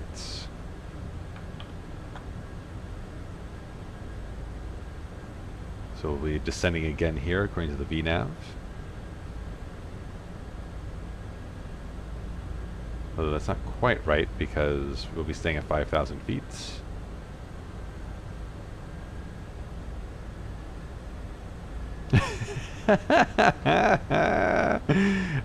Nico, that is hilarious. Congratulations for making it to 40,000 feet. I'm so proud of you. And I love that you're flying a domestic flight from LAX to Miami on Lufthansa. Is that a real flight? Is that like on its way back to Germany?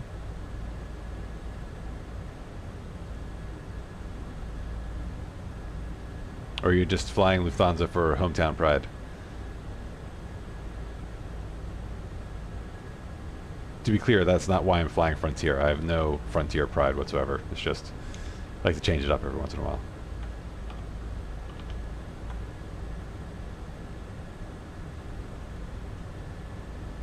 Alright, we are 18 miles. We have our deceleration points ahead of us. But at this point, we can go ahead and arm the approach. Turn on the landing system. Saw the PFD was shouting at me there. We are on the localizer, and our glide slope is armed.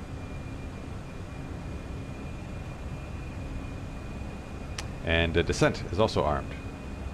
Right, we're on managed descent to 2,000 feet. Nice, yeah, no, the hometown pride, that's the real thing.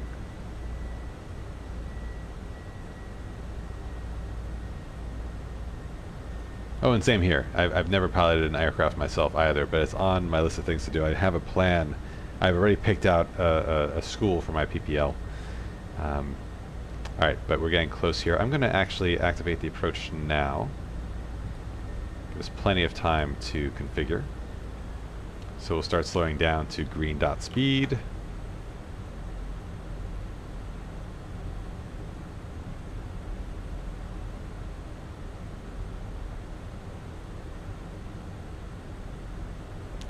We're on the glide slope.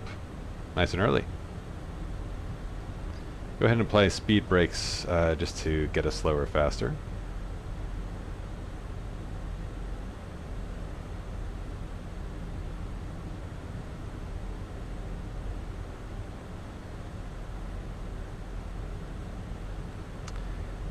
Flaps 1, speed checked, flaps 1.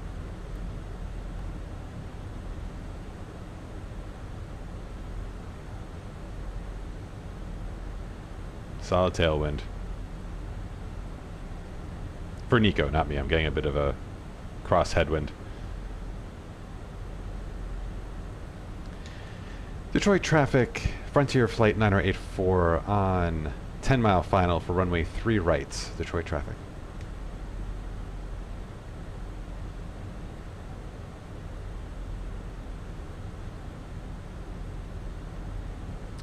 Alright, speed checked, flaps 2.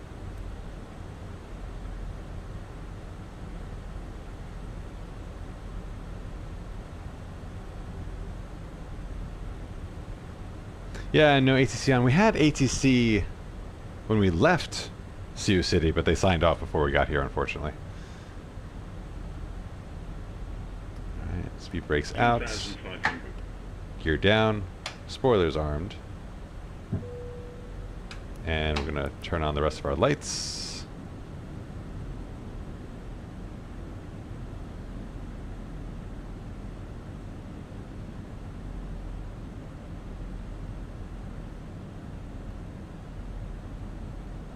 Radio altimeter is alive.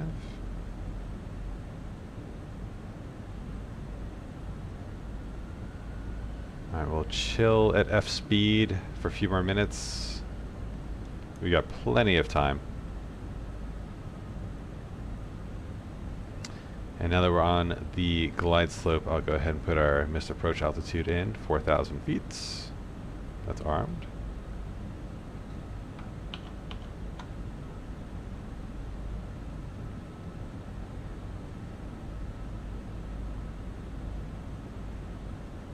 Oh my goodness, so you're going to be hand flying all the way to Miami. Good luck to you, sir.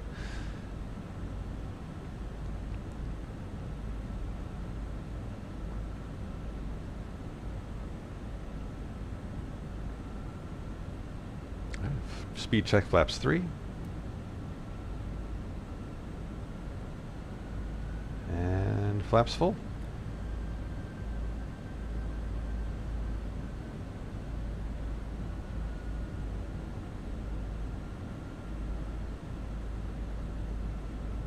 Landing checklist. Cabin crew is advised. Now they are. Auto throttle is on speed. Auto brake is on low.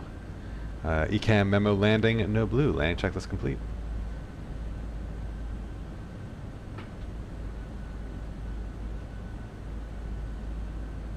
$1,000. 1,000.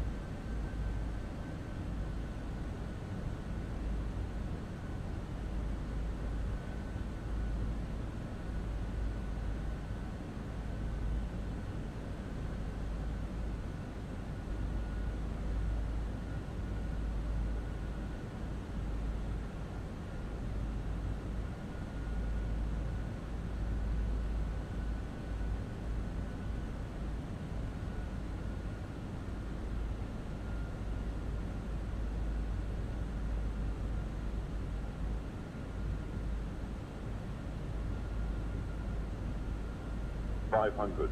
500. Our pod off.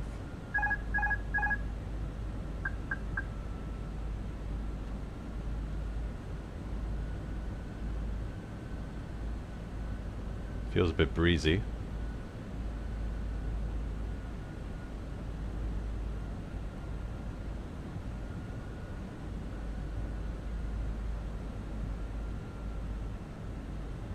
$100 above. 100. Minimum. Continue. 50, 40, 30, 20. Retard. 5.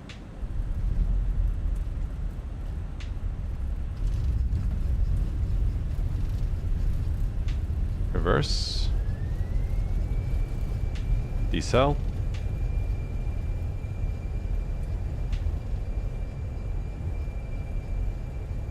$70 knots. Rolling out.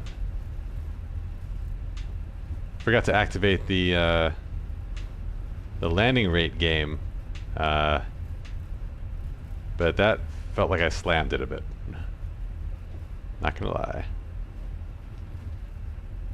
Did that turn off? Can't tell. Is this a turn off? It is. Taxi lights weren't really there.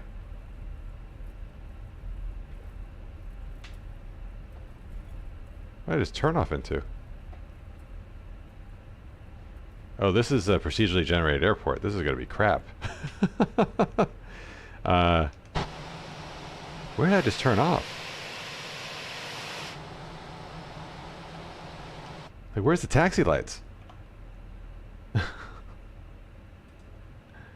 Airport info. Where are we?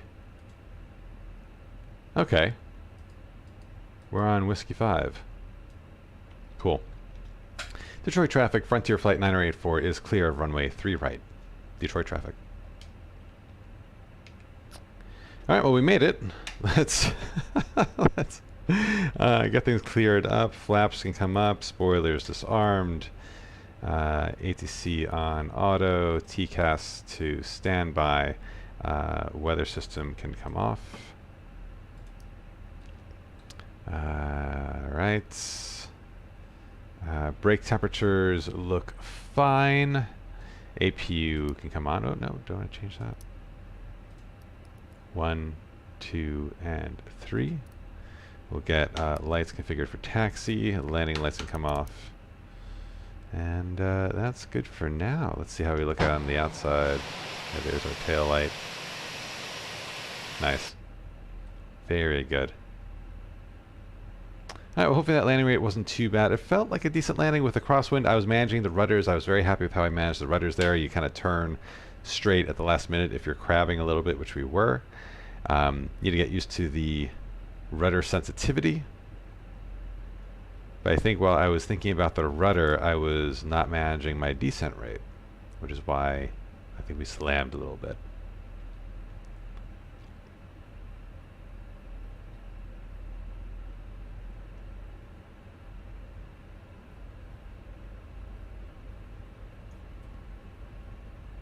But in any case, we made it on the ground. I think this airport is a little messed up. But now I think, okay, now I think this is the taxiway we want. And we are going to take this taxiway all the way. Okay, we're crossing that runway.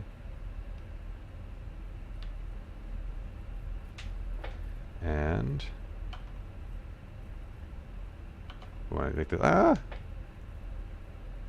We want to turn onto Victor, which is right here.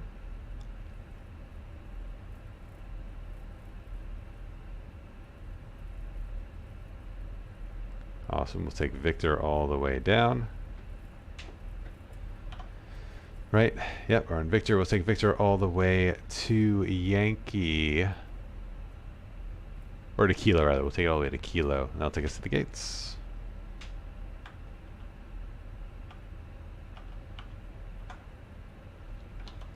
Let's check Valento real quick. Alright, no one. We're the only ones at this airport. Everyone disconnected. But let's look at the statistics.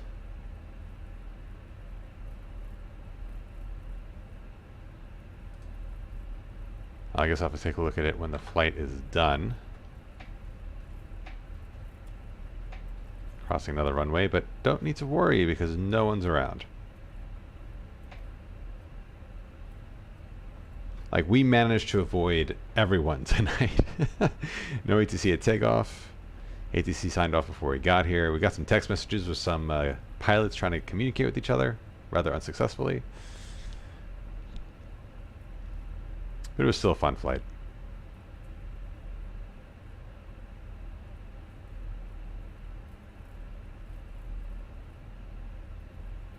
Got tons of practice in this plane now. So when the round the world journey is done, we'll be able to target flights based on where ATC is available instead of being constrained to our round the world routing. So that'll be nice. So I do expect a lot more ATC in our future.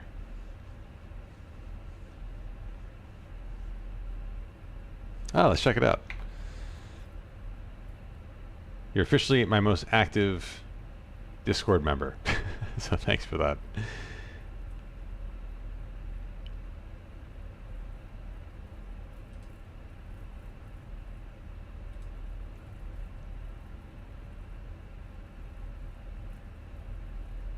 Oh, interesting.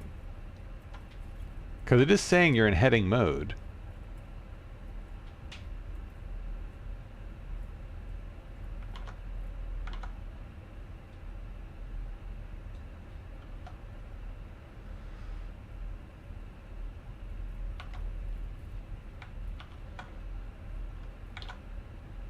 That's so strange.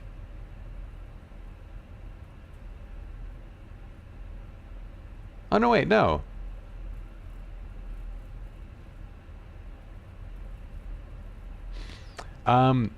Try disengaging your autopilot and then re-engaging it.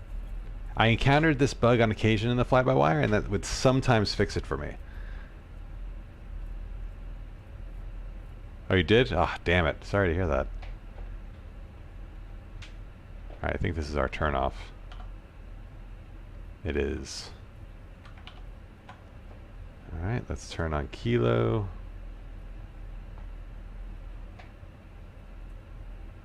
Using the tiller again.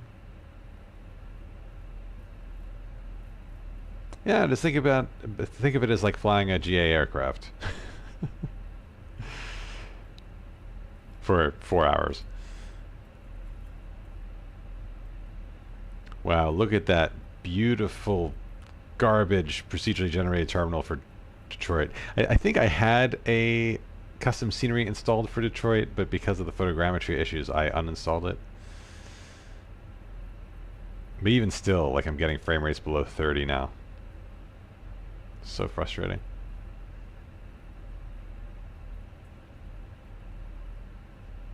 Alright, well, we'll choose any stand we please.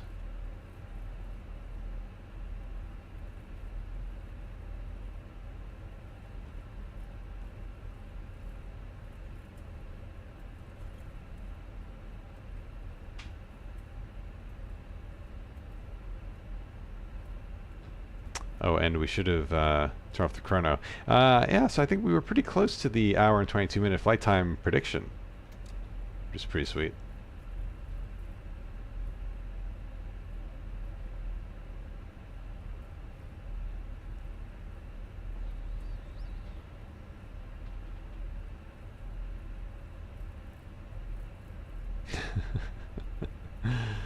Oh, Nico. I'm glad you're keeping a good attitude about the whole thing.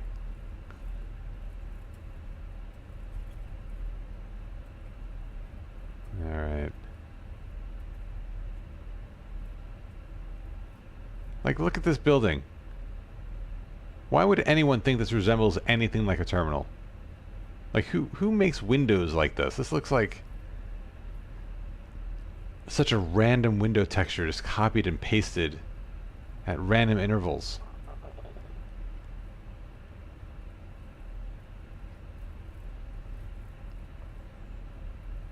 There's not even guide markers getting me into any of these gates. It's just like a bunch of jetways. Alright. Because of that, I'm going to have to hop out and cheat this a little bit. Just so I can turn in properly. Turn these lights off though, so we don't blind anyone. But you know what? I need them to friggin'...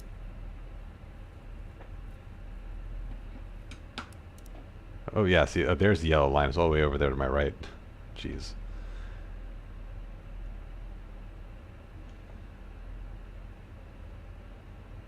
Oh, jeez. I guess that is the nice thing with VATSIM, is that you can take cockpit breaks to do things like eat and bathe when things are working.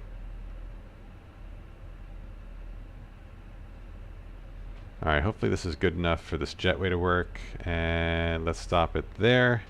Engine to idle, parking brakes on. APU is available. Get the APU bleed on for the packs. And shut down those engines, 1 and 2. And seatbelt signs off. Welcome to Detroit. Amazing. I've been to Detroit once in my life for 4 hours for a business meeting when I was like 20 something.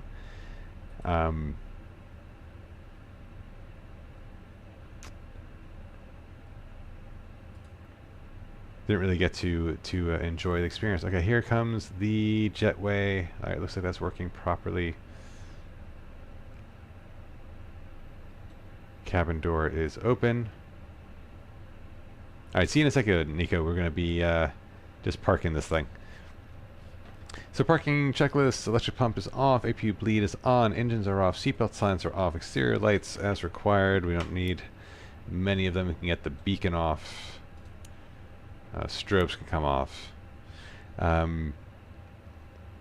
Fuel pumps can come off.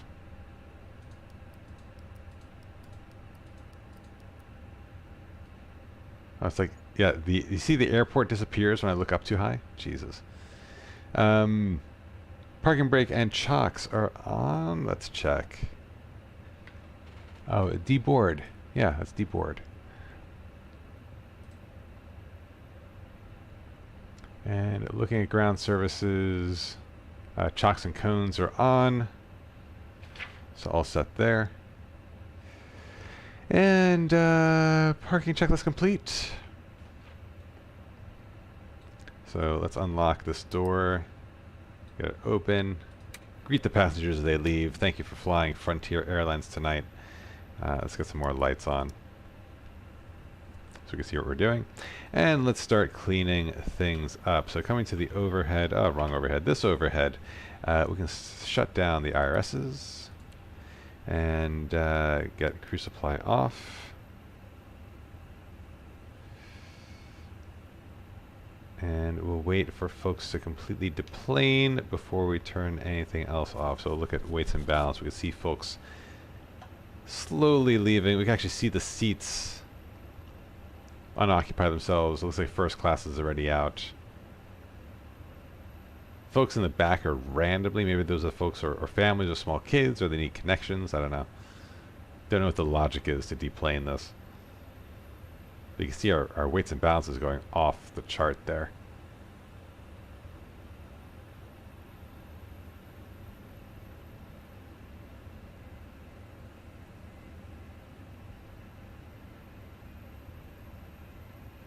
We're definitely not in limits.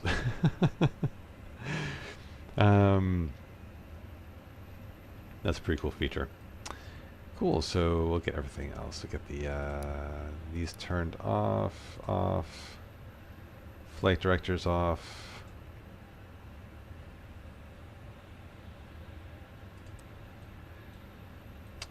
And engine timer off. That can come off. So about an hour and 40 and change of engine time. Alright.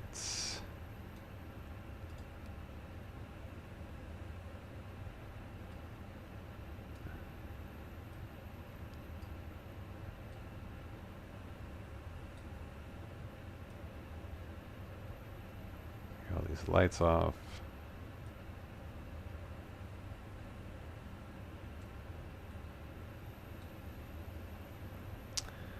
Alright, almost deplaned fully.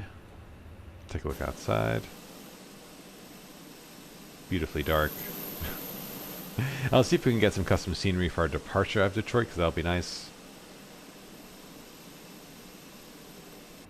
Oh, what I can do is get the, oh yeah, the ground power unit is there apparently. But do we have external power available? We do! So let's go over to external power. And we'll shut down the APU at this point. Let that spool down.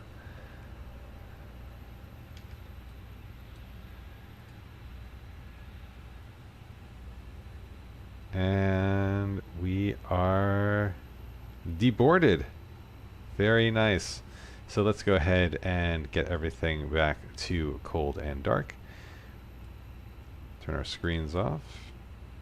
I love that if you shut down a screen, the other one automatically updates to compensate for the data that you lose on that screen.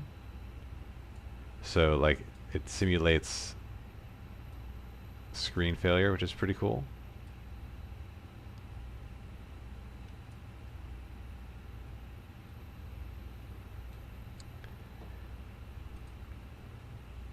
Alright, we get the ECAMs shut down now.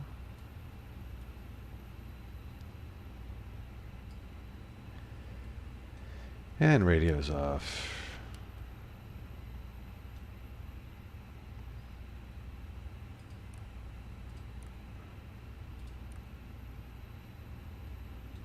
Alright, integrated lighting. And I think at this point, coming back to the overhead, APU is still available. We'll need to let that spool down. But securing the aircraft, brake temperature is checked. They were nice and low after we landed. IRSs are off, oxygen is off, APU bleeds off, emergency exit lights are off, signs and no smoking signs. Actually, I'm lying, they're not off yet. Now they're off. And APU and battery, that's all that is left.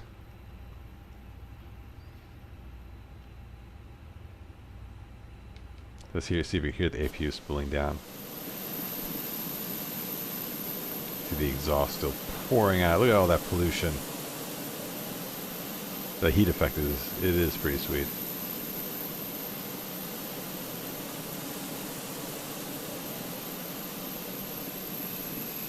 Oh, there it's starting to slow. You can hear it.